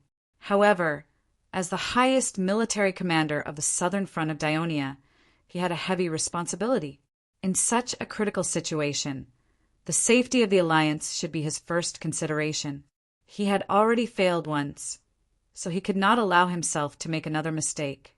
If anything happened to Asprostum, Syracuse would be able to march straight in, and he would really become a sinner of the alliance. Chapter 452. Although Epthenus was unwilling, he had no choice but to obey the order. Even though the soldiers of the 4th and 5th legions were unwilling, they had no choice but to obey the order. They could only watch helplessly as their commander and comrades continued to be tied up on the ground. Time was ticking away. Some of the captives collapsed to the ground due to exhaustion. Dracos could feel his body drying up, but he restrained himself with all his willpower and did not make a sound. As the commander of the legion, he understood the sinister intention of Syracuse to tie them up here. He also understood why there was no movement in Asprostum. In such a dangerous situation, the only thing he could do was to remain silent and not agitate his brothers on the wall, lest they fall into danger. Perhaps in the end, the people of Syracuse would retreat obediently when they realized that their plan was not working. However, Dracos thought too highly of Syracuse. Astagoras grew impatient when he saw that there was no movement on the wall. He glanced at the leader of the Campanian mercenaries, Endymenes, and said, "Send someone to behead one of the captives. Let's see if the people of Dionia can keep their composure." Endymenes hesitated for a moment, but he finally agreed. In Greek history, it was forbidden to torture and kill Greek captives on the battlefield. Astagoras did not want to be accused of such a crime, so he asked the mercenaries to do it. Endymenes, who was blinded by greed, had no choice but to accept it. The mercenaries' target was Tituru, who was next to Dracos. They wanted to agitate the people of Dionia even more. When the mercenaries raised their gleaming sabers and slashed down hard on the defenseless Tituru's neck, blood splattered on Draco's body. Draco's anger was ignited in his weakened body again. He understood that the people of Syracuse had no intention of letting them go. When he heard the uncontrollable cries and noise from the wall in front of him, the cries of the captives beside him, and the sharp pain in his lungs, he finally made up his mind. He straightened his body with all his might and shouted in a hoarse voice, "Victory to Dionia! Long live the Legion of Dionysia! Ahem! Defend Asprostum, and avenge me and my brothers in the future. Revenge!" After saying that, he used the last bit of his strength to smash his head into a sharp rock in front of his knees. At that moment, he remembered the scene when the Devers awarded him the military flag in the plaza of Amendola with a smile on their faces. Lord Devers. His face revealed a trace of a smile. Bang. Then many Dionia captive soldiers followed Dracos' example and smashed their heads to the ground, witnessing this tragic scene. Astagoras and Endymenes were as shocked as clay puppets. It took them a while to recover. They did not expect the people of Dionia to be so unyielding. This was especially true for Dracos. As an important figure in Dionia, he did not hesitate to sacrifice his own life. Unwilling to be humiliated, he died just like that. Quick! Go and teach them a lesson. Astagoras, who had always been brave in battle, shouted in panic. He felt an inexplicable fear in his heart. Lord Commander, Epicthenes, a man who rarely cried, had tears streaming down his face. He stood in front of Felicius in grief and indignation. Because of our weakness, Dracos died a heroic death. Felicius gritted his teeth in guilt and clenched his fists so tightly that his gums were bleeding. He did not realize that his voice was filled with pain and endless resentment. Dracos was afraid that we would be tricked by the people of Syracuse. That's why he chose to go to the Shrine of Heroes. In the name of the Hades, I swear. I, Felicius, swear that I will defeat Syracuse and bring the corpses of that tyrant and his subordinates to worship the spirit of Dracos. Epicthenes snorted and looked at the people of Syracuse with the same resentment in his eyes. He then walked towards the soldiers. Soon, the entire city was filled with the song of the Hades, king of the underworld, lord of justice, the black-haired and black-eyed Hades. I, a valiant soldier, come to your majestic shrine. Do you want to ask what I did when I was alive? I like to brandish my spear and shield, and drink the blood of my enemies. Do you want to ask if I have ever trembled or feared? Never, because I want to boast about my achievements in front of you." The solemn and powerful song echoed in the sky above Asprostum, and finally turned into a deafening sentence. "Long live Legion Commander Dracos! Long live the Legion of Dionysia! Kill all the people of Syracuse!" The expressions of the soldiers of Syracuse changed when they heard this. Astagras became dispirited and waved his hand dispiritedly. "Go back and report to his lordship." After Astagras briefly told Dionysius about what happened in Asprostum, the tent was silent. Syracuse had the absolute advantage in the battle, but from the solemn expression on the faces of the people in the tent, it was as if Syracuse had lost the battle. Dionysius coughed a few times and said in a deep voice, "We need to speed up our preparations for the siege.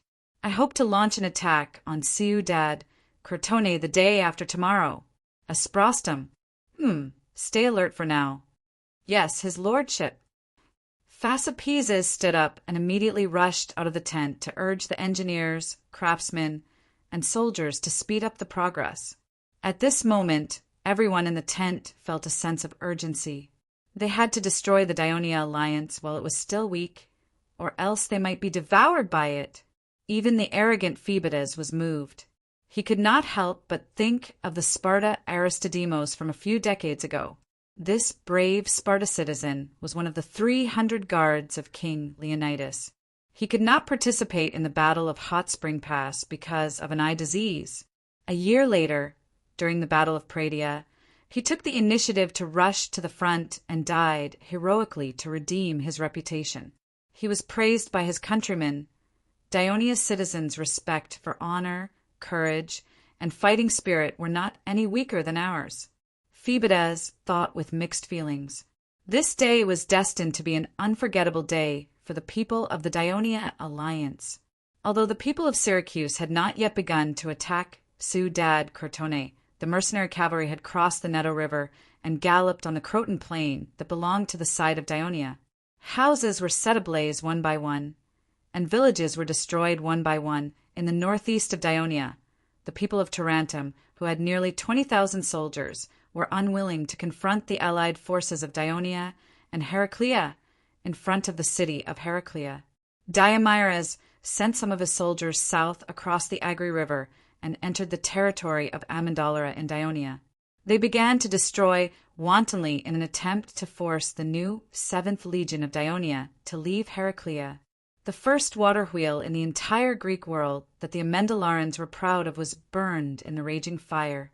In the Bruttii region of the Daionia alliance, although Petteru's rebel army was eliminated, Bergum had learned his lesson.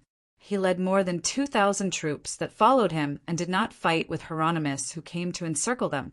Instead, they used the complex terrain of Ambania and the protection of Lake Sicida to deal with the rebel army. In order to stabilize the situation in the Bruttii region, Helos had to postpone the plan to gather soldiers to form a new legion and support Thurii. At sea, the commander of the navy of Syracuse, Leptinus, finally gathered the warships scattered on the east and west coasts of Greece in Cilitina. He gathered a powerful fleet of more than 400 warships and sailed north along the east coast of Greece, preparing to force the fleet of Daionia to come out for a decisive battle. The people of Cremissa, Castellan, and Thurii all saw the huge fleet that covered the entire sea, and all of them began to tremble. However, what the people of Daionia did not know was that in the west, in Laos, the actual ruler of the city-state Arabima was tempted when he heard the news that Syracuse had defeated the southern Italian coalition, quickly occupied Trine, Cilitina, and conquered Corunna. However, the news that the Devers had completely defeated the Simonians soon came, and he was a little hesitant. Until the news that the Tarentum alliance had invaded, the Bruttii elder had rebelled, and the Syracuse army had advanced to Ciudad Crotone, Daionia was surrounded by enemies on all sides and was in danger. Arabuma believed that under such circumstances, no matter how powerful the Devers were, they could not guarantee their defeat. However, he did not take action immediately. He had to wait for the army, led by the Devers, to leave Lucania and return to Thurii, because he did not want to be the first to bear the wrath of the people of Dionia. When the spy told him that Henipolis had led his troops to follow the main force of Dionia to Turiae, he was even more relieved. He breathed a sigh of relief. To be honest, he was reluctant to raise his sword against his nephew and the Lau's soldiers. Their departure had removed his psychological barrier. On this day, he imprisoned the family of his brother, Avenogis, summoned the officials and leaders of Laos, and announced that Laos had left the alliance of Dionia. At the same time, he also sent an army of 1,500 to the La River fortress, claiming that they were responding to the request of the consul of Dionia to reinforce Turiae.